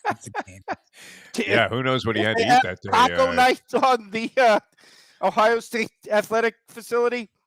They have to have a custom toilet. What are you talking about? Probably need some Mountain Berry candles in that bathroom, but you don't see a lot of dudes buying them. That's all I'm saying. So that was 4. Excellent. All right. That's 4. only number 4. I mean, we had the fireworks guy. Now, this guy's selling sensitivity candles at 380 pounds. Where are we going from there, Professor? We're going to Alabama freshman defensive back, DeQuincy McKinstry, who, if you've never heard of him, apparently since he was a 5-star recruit, apparently since the 4th grade, DeQuincy, which, again, you kind of have to wonder how much of a nickname you need if your name is DeQuincy, has been known as Kool-Aid since the 4th grade. All right. Everybody calls him Kool-Aid. Apparently his mom and dad call him Kool-Aid. His coaches call him Kool-Aid. So naturally, Kool-Aid sent him to an NIL deal, which questions not really the wisdom, the necessity to do it, but the wisdom of it for Kool-Aid, because every time the guy makes a play, the announcer says Kool-Aid McKinstry with the interception, Kool-Aid McKinstry with the tackle. Why the hell are you paying him? You're already getting the advertising for free because it's his name. It'd be like if there's a company called Ken.com starting to pay me because that, and all the other Kens in the world, because that just happens to be my name. That's true. That's stupid. By the way, if there is a Ken.com and you want to pay for this segment, feel free, but you're getting the advertising for free. Anyway, so I kind of question the wisdom of the proposition. All right, so he's getting a pile of cash from Kool-Aid. All right, that's yes, number 3. Well, I don't know about a pile of cash because I feel like Kool-Aid is one of those companies that's been effectively driven under by I have to think so, yeah. I feel like Kool-Aid is one of those companies that, like, Hawaiian Punch. Not even Hawaiian Punch, like the Publix, Gatorades and like the Publix brand drink mix, Royal Crown drink mix. Because honestly, who's paying more for premium Kool-Aid, for real Kool-Aid? Is there any difference between that and the crap that's like 5 cents a packet at any grocery store? Yeah, when that stuff came out, and you could just throw it in out of a straw. That was it. Kool-Aid was toast. I liked Kool-Aid when I was a kid. Oh yeah, it was big time. No doubt about it. Mix also, it up I in feel like Kool-Aid has probably a lot of class action lawsuit problems with the Kool-Aid man busting through walls and injuring people. Because there's no way that was a safe situation in any of those commercials. No, it was great too. I mean, and when you were really desperate, to satisfy your sugar fix, you would just, take the Kool-Aid and take the packet, drink it right out of the package. All right, that's number 3. Professor's Big Board of, and this was of strange NIL deals, right? Yeah. Yes. All right, here we go. Okay, I'm getting ready to introduce the people of South Florida to this. If you haven't heard of these two already, get ready because a lot of your winter South Florida sports fans is going to be spent on the Cavender Twins, who transferred this spring from Fresno State to the University of Miami. Yeah. These two They were the first to cash in a big money NIL deal when they signed $1 million deal with Boost Mobile on the first day that NIL opened. They are perfectly positioned. Honestly, they are the real athlete that NIL deals are built for. They're good at basketball, but they're not really good at basketball. They're not like All-American types. They're solid starters for Fresno State. Fresno State has actually been really terrible while they've been there. So they're good, but they're not great. They're good looking, but they're not so hot that they seem inaccessible. Yeah. And they're twins with a following of 5 million plus on TikTok, where they do exactly the kind of double mint idiot twin stuff you would expect. Yes. They dribble basketballs synchronized. They cook spaghetti synchronized. They do all this stuff. I don't really know who it appeals to other than perverts who imagine young twins and doing dirty stuff. And I don't really know what they get out of synchronized three-point shooting. I'm not really sure I understand the appeal here. But that's not really my question with the Cavender Twins. The Cavender Twins, they're blonde, they're cute. They were going to make that money regardless. And by the way, they've now expanded. Their newest one is they signed an NIL deal with an underwear company. So expect the next pictures to be a lot more risque than this one. Yeah. But my question is, they signed $1 million deal with Boost Mobile. How the hell does Boost Mobile have $1 million to give these girls? When was the last time you saw a Boost Mobile store? No one. Yeah. I feel like you're probably dealing with vulture capitalism, because I feel like the only way you're going to Boost Mobile is if your credit is too bad for like Metro PCS. Oh yeah. If they like literally laugh you out of the AT&T Verizon store, and they send you to Metro PCS, and Metro PCS is like, you're going to have to get some credit repair before we'll do it. Then you go to Boost Mobile. Like, when was the last time you saw Boost Mobile advertisers? Like 5 years ago, 10 years ago? Yeah, honestly. Thought they were out of business. Yeah. If Boost Mobile is going to sign a student to $1 million NIL deal, I feel like it should have been Zach Morris, because if you go to Boost Mobile, I feel like you're getting that brick phone. There's no way you're getting the newest iPhone at Boost Mobile. And I question the appeal of signing TikTok stars, because I don't think Boost Mobile phones can access the internet. You can't do TikTok on Boost I Mobile. feel like if you go to Boost Mobile, you're getting like a Motorola Razr from 1998, Exactly. where you send a text message, you have to press 111 2 24 24, and that's only like 4 letters. And Boost Mobile probably charges you by the letter for that text message. You can't call outside the county that you're like, living in. Exactly. You owe us 80 cents because you pressed the 1 button 4 times to get back to that lowercase a. Classic, yeah. I mean, they're But all coming anyway. through this transfer portal, through this Ruiz cat, who, Who doesn't seems seem to have shady deals at just all. That waiting seems as soon like as they land. Yeah, I mean, honestly, get out of it. this Ruiz guy seems like exactly the reason Congress is trying to get involved with it. Exactly. Because they're trying to get out in front of it before we get the story. Miami attorney steals $400 million from college athletes. Exactly. Yeah. Exactly. I mean, I thought Nevin Shapiro got sprung. I thought he was still in a can. But, I feel like Nevin Shapiro, whose actual job was selling expired dairy goods to countries who couldn't afford non-expired dairy goods, seems more legitimate than this Ruiz guy. All right, that's You number don't, 2. you don't like Yeah. sneakily get $1 billion. Like, nobody ever heard of this guy, and then all of a sudden he comes out and he's like, "Oh, I'm a billionaire." Really? You're the only billionaire no one's ever heard of? It is Yeah. Miami. I looked you up. That's it. Last week, your net worth was $1.4 million, and now you have $1 billion. Like, what the hell's going on? But anyway, I don't want if to bet. you have not heard of the Cavender Twins in the past, because they are playing for the University of Miami, get used to the name. They are going to be everywhere come this winter, playing at UM. All right, sounds good. And that's not even the show topper here. And let's take to number 1. For those unfamiliar, no, that is not an albino who's been kept chained up in a monastery and fed fish heads for the last 18 years, who somehow escaped. That is former Oklahoma, now current South Carolina quarterback Spencer Rattler, who, if you don't remember, Spencer Rattler was the second betting favorite to win the Heisman coming into football season last year. Got benched in Game 4 and never got his job back. Well, before the season, he signed a 6-figure, I heard a high 6-figure deal with the chicken store Raising Cane's. So, chicken store. we don't have a Raising Cane's down here, but I've actually heard of Raising Cane's in the past, even though I've never been one. So I went and checked out their website. Raising Cane's is a fast food retailer, hundreds of stores throughout the country, thousands of employees throughout the country. The only thing they sell is fried chicken fingers. Yeah, I guess. That's all that is all that is on the menu. You have no other. If you want your chicken fingers grilled, you got to go somewhere else. You can't do it. If you want something other than chicken fingers, take a hike, pal. They sell fried chicken fingers, crinkly fries, which are always the worst fries because they never get cooked all the way through. There's always that one little bit in the middle that's still ice cold or frozen. No one has ever walked away from a plate of crinkly fries being really, that's good. Coleslaw. So you got chicken fingers, crinkly fries, and coleslaw, and obviously sodas. Although in their original location, all they sold was water and sweet tea. So in the original Raising Cane's, you couldn't even get a Coke. Fried chicken fingers.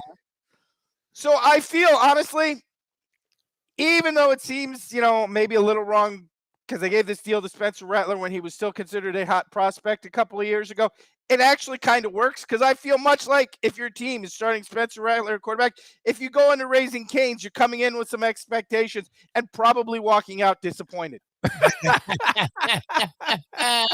in an odd sort of way, I don't know. I think the connection kind of works. You got like the 16th best quarterback in the country and the 16th best fried chicken fast food place in the country. Although somehow you've still managed to actually kind of hear about both of them. Outstanding. And Spencer Rattler, not your standard quarterback, much like Raising Cane's, not your standard, fast food place. Company. Most quarterbacks are good looking. That's what Spencer Rattler looks like. Most fast food places sell multiple things. Nope, just fried chicken fingers. The professor's big board of lame NIL deals. All right, Professor. I hope you get a wager in on the Derby at some point. And he's going to be with us. Remember, he's coming. Oh, that's right. And you're coming with us to the fights at Hialeah. I will definitely. If we get the Florida Derby, if you really get the Florida Derby winner at 12 or 15-1, like Caden Bradar said, worth a shot. I think you got to take that 10 times out of 10, right? Yeah. Florida Derby winner's always got a chance. I don't think anybody thought MC Hammer's horse was gonna win the Derby, but it ran right around the track. Yeah, I know. It's wide open, too. I mean, literally, you couldn't be, brought up on charges of being criminally insane if you had liked any horse in this race. I believe that to be true. I mean, you couldn't look at the person and say, well, what are you, out of your mind? I mean, because they all have a shot. I don't really approve of your and Caden's pick because Cyberknife is probably the stupidest name I've ever heard. Yeah. It sounds like an X-Man character that they were introducing to try to appeal to the newest. Sounds like some doctor, though, that did an operation and invented the cyberknife, and now he has money to buy a horse. Cyberknife. Yeah, that's just a really stupid name. Yeah, I'm not a big fan of that horse. I don't know much more about it except that Kate and Bradar's husband, as a jockey agent, represents Florent Giroux, and I wish he did win the Arkansas Derby on that. That's a really dumb name. No, we like Barber Road, the Polyman special. Polyman has a pick. I assume that horse isn't related to Barbaro, right? No. Well, Barbaro obviously couldn't have had any offspring. That's right. Well, I don't know because they can do a lot of. When it was a gelding, right?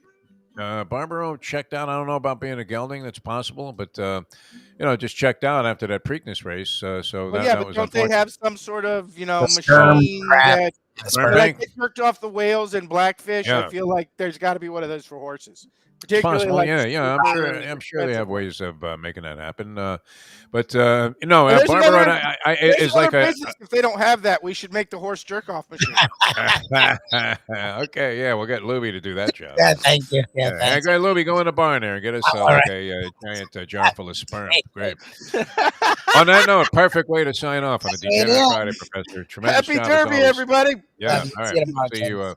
See you at the fights. All right, Professor's going to be out there at Hialeah Park. Hope you guys are going to be too. We're going to come back with Mike Mayo, the Gambling Gourmet. The gamble is on, and I believe Mayo's in a very strong position considering where he was like backing down, and I was like defending him, like, dude, you got what you needed.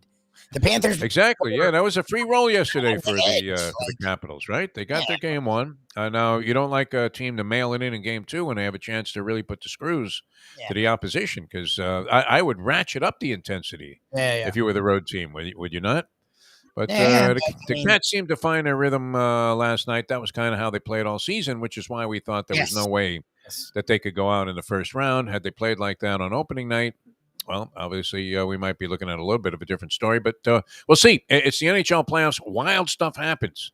Crazy stuff happens in the NHL playoffs. You know, the team that might lose the next two games, whichever one it is, you know, could come right back and win the series. I mean, that's the kind of crazy stuff that happens even in the first round in the Stanley Cup chase. All right, well, we're going to come back with Mike Mayo, the Gambling Gourmet. Had a good time last night at our watch party shenanigans. Great spot to go. Yeah, we were having a blast, man. Good people. Good people make for a good party. That's what it's all about. Mayo had his old jersey. I forget the name of the player. Was it Johnstone or something like that? Jay Johnstone. He played baseball. I don't know who it was. It was some old Ranger that was of Eddie Johnstone. Who's Eddie Johnstone? Wow, good for you guys. No, it wasn't Eddie. Was it Eddie Johnstone? Yeah, he just typed in Eddie Johnstone. What the hell is Eddie Johnstone, right? Ed Jockerman, yeah, we know him. Now, Mike's brother was wearing a Ranger jersey also to this party because the Rangers were playing the Penguins, and they just had that 3-overtime bloodbath. Anyway, I'll let him tell the story. Coming back with Mike Mayo here, the Gambling Gourmet, in a moment on a Degenerate Friday here on Ion Channel. That's Mike Lubitz. I'm Jeff Deforrest. Thanks for tuning in, everybody, and we'll see you in a minute. Now that. The time. Lights are going to be good tomorrow. Hialeah Park, Lubie. 8:35. Poker is your game. You're covered in style. And you can play all your favorite Vegas-style games, including blackjack, craps, and roulette in Hialeah Park's sizzling hot casino. Get a player's card when you walk through the door for all kinds of generous amenities, including our favorite, free play, when you come out to the ultimate casino and entertainment destination, Hialeah Park. These days, we're all looking for comfort anywhere we can find it. Thank goodness for Landlubbers Raw Bar and Grill in the Plantation location, because they are making sure you are as comfortable as possible. You're going to have the best wings in the world. You're going to have a great burger. You're going to have their amazing soups. Again, Landlubbers Raw Bar and Grill. It's nice and easy. Just go to landlubbersbarandgrill.com for both your pickup and free delivery. Thank goodness for Landlubbers for making you always feel right at home. Catholic Health Services is committed to care that changes as your needs do. Our full continuum of services is designed to be there throughout your care journey. If you need assistance with daily living, post-acute care following a serious health event, or additional medical care at home, we also offer skilled nursing and palliative and hospice care. Your care needs may change, but our commitment never does. Catholic Health Services, South Florida's #1 choice for post-acute and end-of-life care. Visit CatholicHealthServices.org. All right, welcome back to the show. This gentleman become a big hit on the program because he's an expert in two things that we all love. Probably live without the sports. We can't live without the food. And nobody better to talk about either or both of those things with than the great Mike Mayo, the Gambling Gourmet. Hope you're going to abstain from betting anything on a preseason. I would rather bet on rhythmic gymnastics at the Olympics than a preseason NFL game. And that's my closing. Banking on that French judge, yeah. Well, I can't believe she saw it that way. She gave him a 2.8. Everybody else had him in the 7s. From South Florida to the entire world, thank you to the iHeartRadio app. Here is Defo, joined by Lubie, on the Defo Show. Welcome back to the show, a Degenerate Friday. Jeff Deforrest, Mike Lubitz here on Ion Channel, and we welcome to the program. Gentlemen I spent some time with last night. I had a great time at our Shenanigans Panthers watch party, and some good people on hand there. Really a great setup and terrific food and drink. And on a Cinco de Mayo also. I had a margarita there. It was great. We welcome Mike Mayo, the Gambling Gourmet, to the show. Michael, how are you, my friend? Good morning, Defo. I'm a little rough around the edges. I'm not used to imbibing on a weeknight like that. But you guys were down in those beers, man. Yeah, they were good. Those pictures of La Rubia, which is a brewery down in Wynwood, the Wynwood Brewery, I think. Oh, yeah? And it's a really smooth beer. It's good. And they were cold. Those pictures that they have there, they have those ice packs built in, so it keeps the beer cold. And it was great, except for the result. But not well. Okay, I got what I needed. You couldn't be too disappointed. Again, a week ago, when you were just totally riding me about this bet, you were saying, "Oh, it's going to be a sweep or whatever." But never predicted that. No, did not predict a sweep. Oh, you were talking sweep. You were We talked a getting lot all of your verdicts. We talked a lot of hopes. No, I've But been watching this stuff too long. I mean, we know anything can happen in the National Hockey League in all the right. postseason. Well, Anything. Yeah. all I know is that because the Anthony's Runway 84 is closing for renovations. Yes. Oh well, then that's why we needed the sweep. The series would need to conclude by Game 5 is Wednesday night, and the last night for Runway is on Thursday night, the Last Supper. But now it's looking like it might be a longer series. I got what I needed. I got the split on the road. Now we'll see what the Capitals can do at home. But last night, obviously, not a good performance for the Caps. A great performance for the Cats. They showed the spark, again, when it was 2-1, and I was saying, oh, wow, Bobrovsky gave up, not exactly a greasy I thought goal, you but even put your hand on my leg and you were going to reach in my pocket right then. No, I thought but you it were gonna was grab like the money It right was a then. stupid goal. It was. He I was gave up a short side goal, which is Yeah. bad. You want to make the guy Impossible. beat you top shelf, over that left shoulder, or beat you to the far side. But to give up that post No. there, that was bad. But then the Panthers responded, and the next thing you know, me and you were talking, we're having a chicken wing, and I look up and it's 4-1. I was like, what Yeah, it happened? was crazy. And, Yeah. and Great. so in honor of that, I'm going to be Oh, revert Jesus. to my pessimism thing. I've got my change cup here, and here's my sock. Oh, very nice. So I'm filling up my sock full of nickels and quarters, and I'm just gonna beat myself about the head because I think as smug and insufferable as I was. Don't go after Johnny game Depp one, on us here. Don't man. hurt Look at yourself. you, You need going to stick crazy. around. Yeah, I'm gonna cut up my digit next and Yeah. smear it in blood that the Panthers are You're probably in going to end up good winning. shape. You know what? That's That was a free roll of the dice last night. It was Yeah. like, you know what? If the guy rolls a 7, don't worry about it. We're not going to count it. We're going to give him the dice right back and let him try and make the point. But the Look, Panthers were both- desperate and the Capitals weren't, and that's what last Right. night was. I wouldn't take it. And it was the same. It was like a mirror image on two screens, a half hour apart in terms Yeah, of with the starting Rangers. time. The Rangers were in the same boat. They lose game 1 at home. They fight. They face. They've got to win that game, and they did. They won. I think was it 5-3. So both of those series look like they might go long. The Capitals, look, the thing that was disconcerting for if you're a Capitals fan is that they just kind of, once the Panthers stormed ahead, they went into this shell. They couldn't get a shot off. I think they only had 3 shots in the third period, and they peppered Bobrovsky in the first period. They were out shooting the Panthers at one point, like 16-10, whatever it was. And like the Panthers got 3 goals on their first 10 shots. And, that bounce, I guess it went off the skate of the Capitals defenseman. Where that was the bounce. What was it? Who took the shot? Ekblad? That was Barkov, I believe. Yeah, the second one, yeah. Yeah. And it would just kind of like. It might have been Ekblad. Yeah, it might have been Ekblad. Yeah, I think it was the Ekblad. It was shot. Ekblad, yeah. And he that was a 2-hopper to short that took a Tony Kubek like bounce and hit him right in the it throat. looked like he was skipping a stone off a lake, and it was just like it bounced up, and it was like whoa. And so it happens though. That's the thing. No, and that's why I always say like playoff hockey. It's not like basketball. It's not like if you get that pinpoint aim and you shot this. Like, the puck takes funny bounces. It hits things. It goes places, and it's just a weird sport.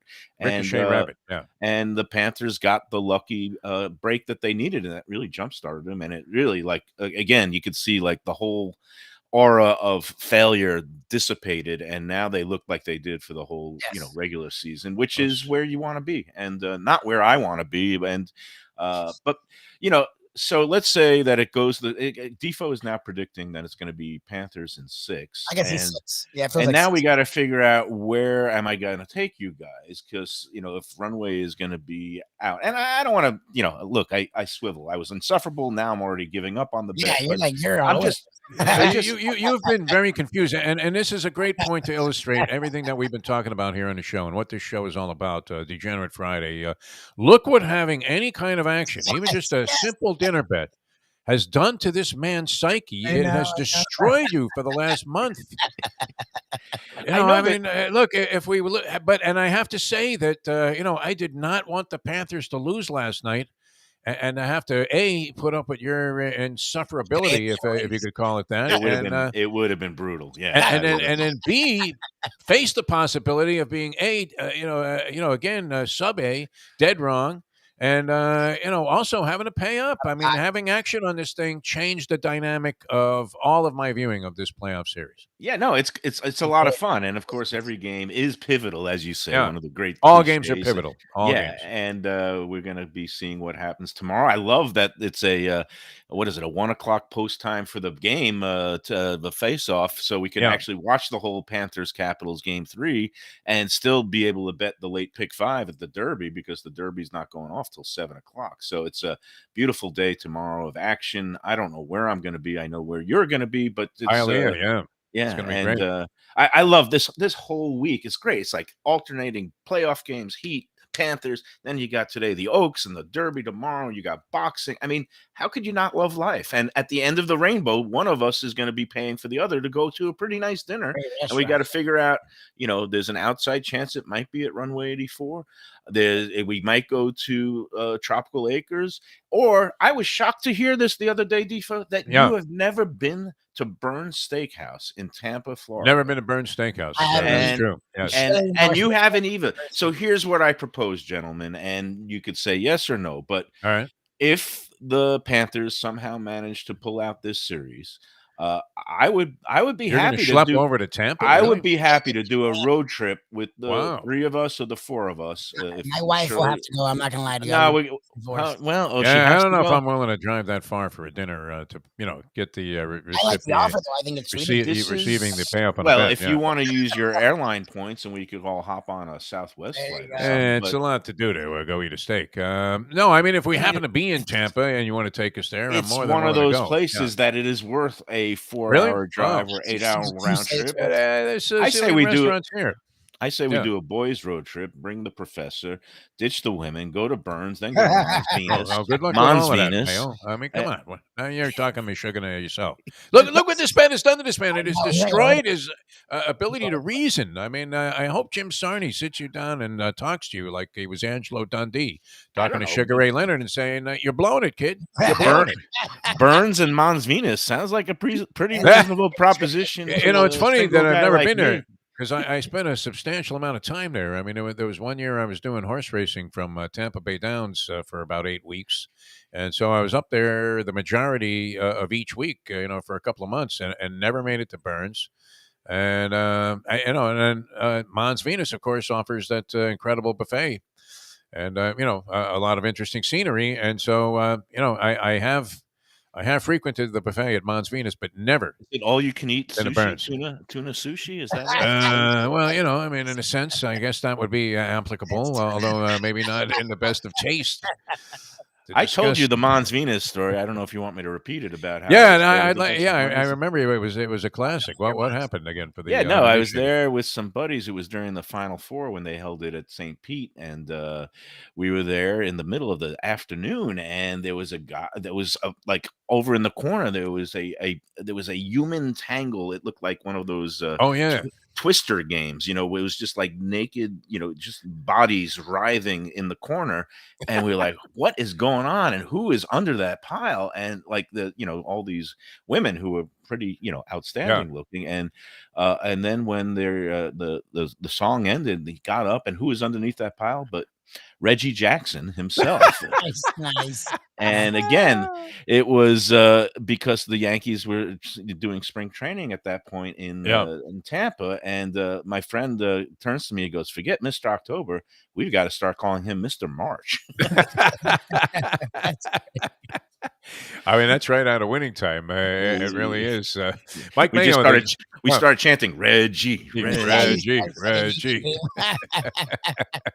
Is another knuckleball from Charlie Huff. And this one is blasted over the center field wall.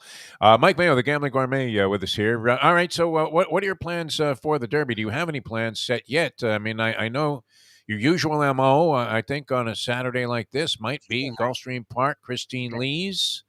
And, it's in close proximity to the Mayo mansion. Now, we've discovered that Dania Haile actually has spiffed up its simulcasting arrangements there. Of course, you could go to Hialeah Park, where I'm going to be, and that's the best of them. That's in too terms of the far. rooms. Yeah, And especially because on Derby Day, I do have a propensity to have a couple of cocktails. And I'm glad to see, me and the professor and you, Defo, we're yeah. all in complete agreement on Oh, the what garbage! utter nastiness of the world's worst drink, the mint julep. Oh, no, that's Again, horrendous. it's just like it tastes worse than, if you combined aqua velva and cough syrup. Imagine And pouring strained equal it through parts bread. Yeah, exactly. Robitussin and Yeah. aqua velva, shake it up and put some mint in it, and that you have is a horrible, mint julep. It's horrible. But on a more serious note, he was I even bragging. fired the glass in the garbage pail when I got my Yes. free mint julep outside the press box there at Meanwhile, Churchill Downs.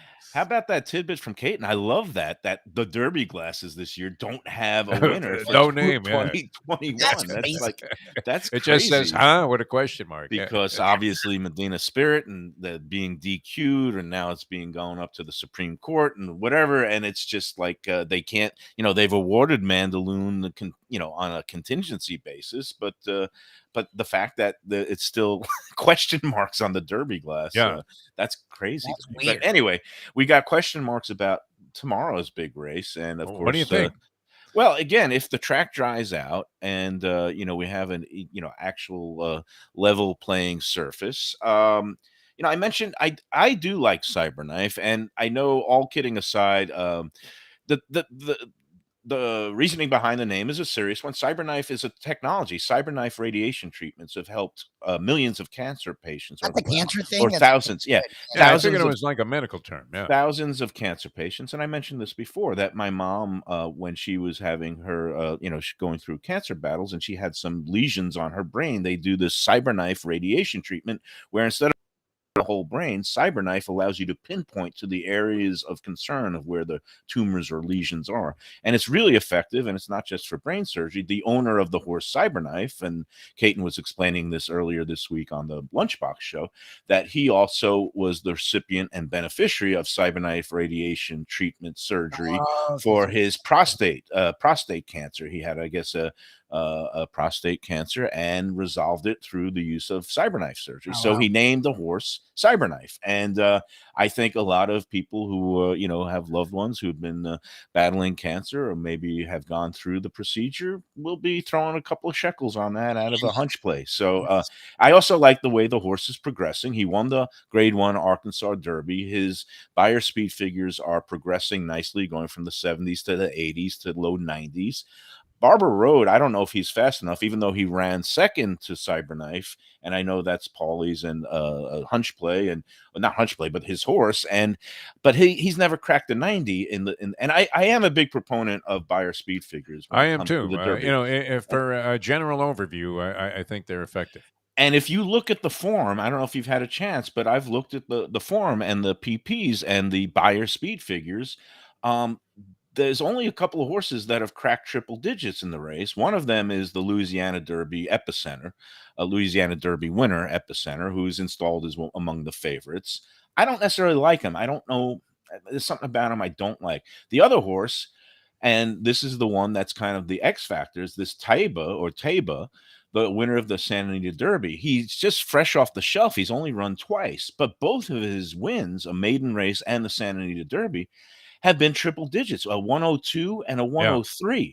So, sometimes it's like staring you right in the face, and you hate to be the one that like misses a horse, and you say, wait a second, this one was the fastest horse going in. And the way he's run, I know you can knock the Santa Anita Derby for being a short field, but there were two heavy price favorites in there, including Messier. And they did, they kind of got hooked up in a speed duel.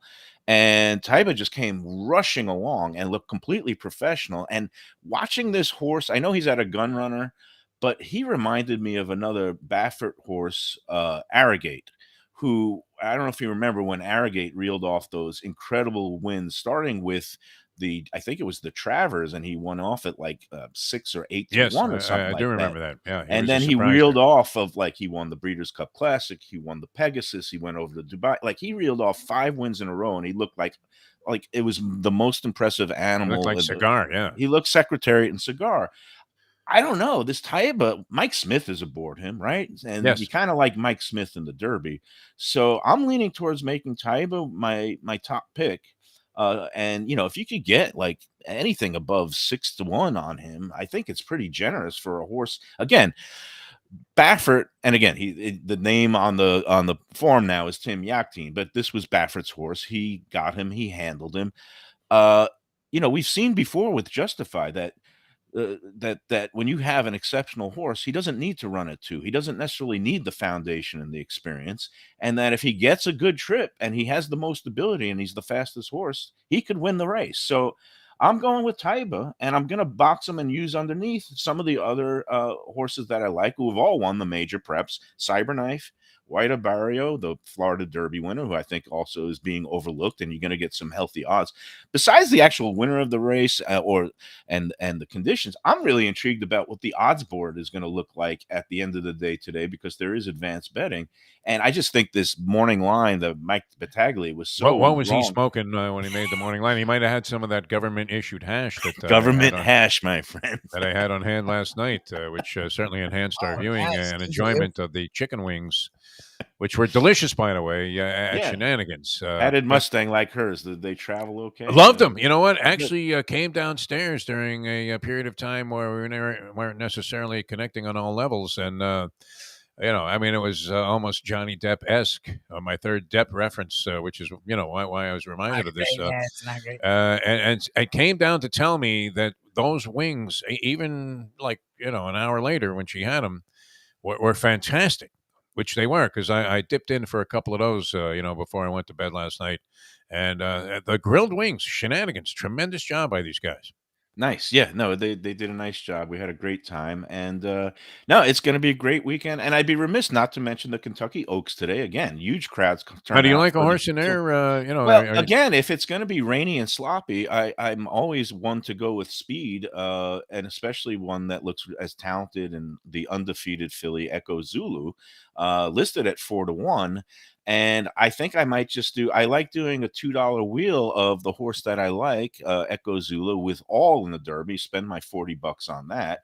And then key a couple of doubles with Echo Zulu, and maybe a couple of the other logical ones with both Cyberknife and Taiba, and see where that leads. So I'll probably plunge about $60 worth of Oaks Derby doubles today.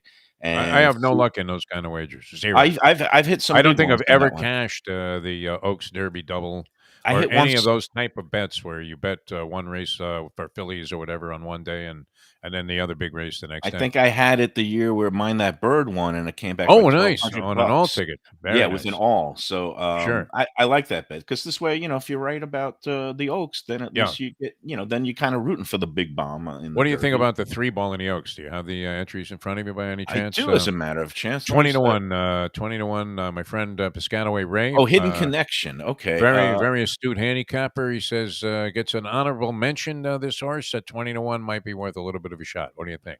No, again, it's Hidden Connection is coming out of the Fairgrounds Oaks, beaten a nose by Echo Zulu, and that makes sense, because There if you Echo go, Zulu right is there.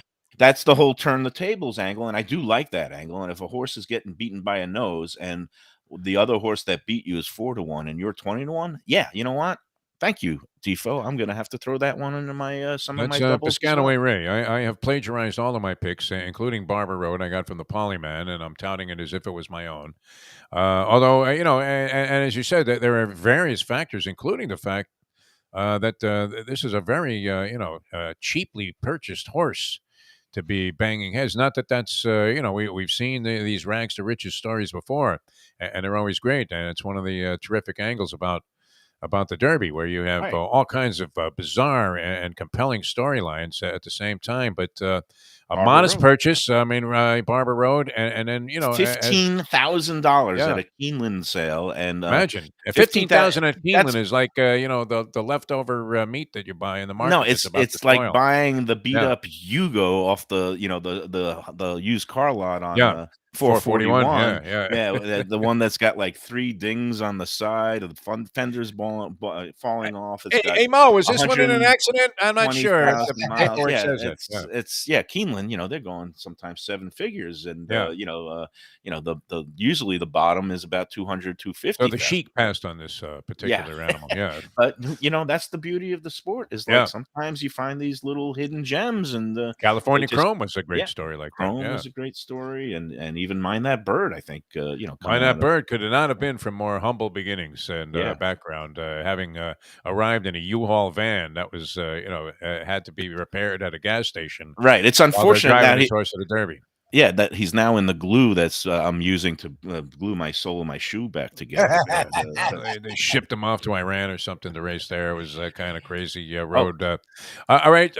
One point of clarification, just to let you know, Eddie Johnstone, he was known as like the grinder, and he actually, he played for the Rangers from 75 to 83. I want to say I vaguely remember him, but so I always that was a time when I was in my youth, and I played some roller hockey and a little bit of ice hockey. And he was the number 17. 17 is my lucky number. It's my birth date, and June 17th. And so I always liked him, but he also was a scrappy player. He would get into it. He would, he wasn't an enforcer, but he would be the one that was always annoying people in the corners. And then he would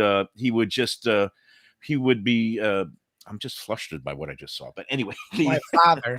Good morning, Robert. Okay. Whatever. Is he naked in the background? I missed that. He was wearing a shirt. He knows I do video. My father's a piece of work.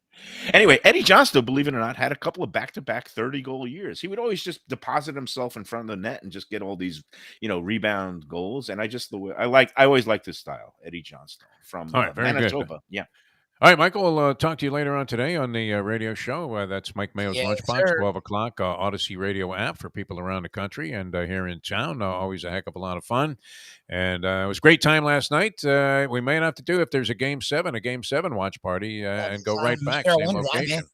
Would be a lot of fun. Good crowd there. It was great seeing your brother and the other two gentlemen. Poker Sean, he bagged up big. He's in the hunt. Poker Sean, was on hand also. That's right. He's got 315,000 chips going into day 2 of a big tournament at the Hard Rock tomorrow. So this guy knows how to make a score, and then he knows how to live afterwards, which is great. He's definitely living large. All right, we'll talk to you next week here on this show and later on this afternoon at 12 o'clock on the Odyssey radio app on Mike Mayo's Lunchbox. At this time next week, we might have a winner in the bet. Save those coins. You might need them to live the rest of your week out after we get the check. I don't know. I mean, the Caps did what they needed to. So we have a pivotal Game 3, and then following that, we'll have a pivotal Game 4. And we know at least a pivotal Game 5. Exactly. Fun week. Yes. Pivoting all the way around in these playoffs. All right. Currently, though, we hold, the bragging rights, at least for the time being, after that thrashing last night by the Panthers. That was fun. Michael, we'll see you next week. And Lubie, always a pleasure, my friend. We'll see you guys on Monday. Thanks for tuning in. That's our Degenerate Friday presentation, including the professor once again with the big board and the lame NIL deals. I mean, you would have to say that some of those deals do appear to be a little bit suspect, do they not?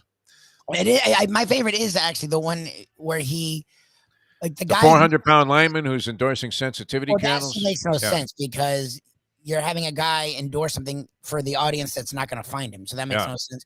But the guy that you're already getting free advertising, if his nickname's Kool-Aid, that's going to make people think of Kool-Aid, and they will call him Kool-Aid, especially if it's at. But I could see that association though. Where they say, "Hey, this is Kool-Aid," and it would make a good representative for Kool-Aid. I mean, do they have to give him money to do that? That's what I'm saying. Like they're already calling him Kool-Aid. Yeah, now you're doubling down for no reason. It's fine, companies do it, but as a businessman, Ken's saying, you're getting free advertising. Why give the guy the cash? Go somewhere else. Exactly. All right. So, I mean, was he nicknamed that because he loves Kool-Aid? Was that the deal? Yeah, maybe so. As a little kid, he loved All right, a television programming note, Tennis Channel at 10 o'clock. This is going to be dynamite. And you have in Madrid, Spain, on the red clay, Rafael Nadal, who had to survive like a desperate third-set tiebreaker yesterday against a guy named David Goffin, or Goffin. I'm it's Goffin. But anyway, that guy's been around for a while. He's ranked like number 35, 40 in the world. He lost the first set. Looked like Rafa was going to cruise. He's just come back from this injury. Nadal was 20-1 on the season before this tournament, and he was out for a couple of months. And his one loss was sustained when he had like a broken rib, and he still played anyway in the final of Indian Wells. Did you catch this, or are you following this? It's been a remarkable tennis season leading into what is now going to be the second major, the French Open, which gets underway in like a week or so. Yeah. So, and this is like the test that these guys go through on the red clay. It's Rafa's surface. We all know that. He's won like 13 French Opens, among his 21 slams. Almost all of them, a good portion of them anyway at the French, where he's invincible. So he's all out to beat this guy. Wins a tiebreaker 11-9, and he's going today at 10 o'clock against Jose Alcaraz, who won the Miami Open, and is this 18-year-old Spaniard also, who is the second coming of Rafa. He's like the young Rafa. We know that Nadal maybe has a year or two left, whatever. If he sticks around as long as Andy Murray, maybe, I don't know, that would be unusual. You would think that once he sees any kind of decline, you figure Rafa's, he's just not going to compete at, 70% of himself in his old age after all the injuries he's had. And this kid Alcaraz is going to be around for like the next, 15 years at the top level of the game. So they're meeting head-to-head today in Madrid. Oh, that's nice. Their home country. It's the young Spaniard against the old Spaniard. And, it's just a classic clash because Nadal has come back and won 2 matches now in this tournament. This is only in the quarterfinals, too. So that's coming up 10 o'clock today on Tennis Channel. I'll be tuned into that. And Lubie, you have a great weekend. It was a lot of fun getting back together on the show this week. Hope you guys enjoyed it. Tune into Ion Channel, and they catch us every Monday through Friday. Yeah, we also are featured on the Believe Network, BLEAV. Podcast yesterday was hysterical with Len Robbins. Len Robbins is great. Just search afterhoursbelieve.com. Yeah, that was a lot of fun. I mean, when it's fun just doing the show, then you have a funny feeling that maybe it might be entertaining to the people out there. So we appreciate your support on all of our platforms, including 5 Reasons Sports Network. Scoop Skolnick was brilliant on the show this week. We thank him for joining us and providing us with a nice local boost there in terms of viewership and listenership. So thanks a lot to Scoop. All right, we'll see you next time as we leave you now that. The time. It's 9:05. Let's go to eat a damn snack. Look what they done to my soul.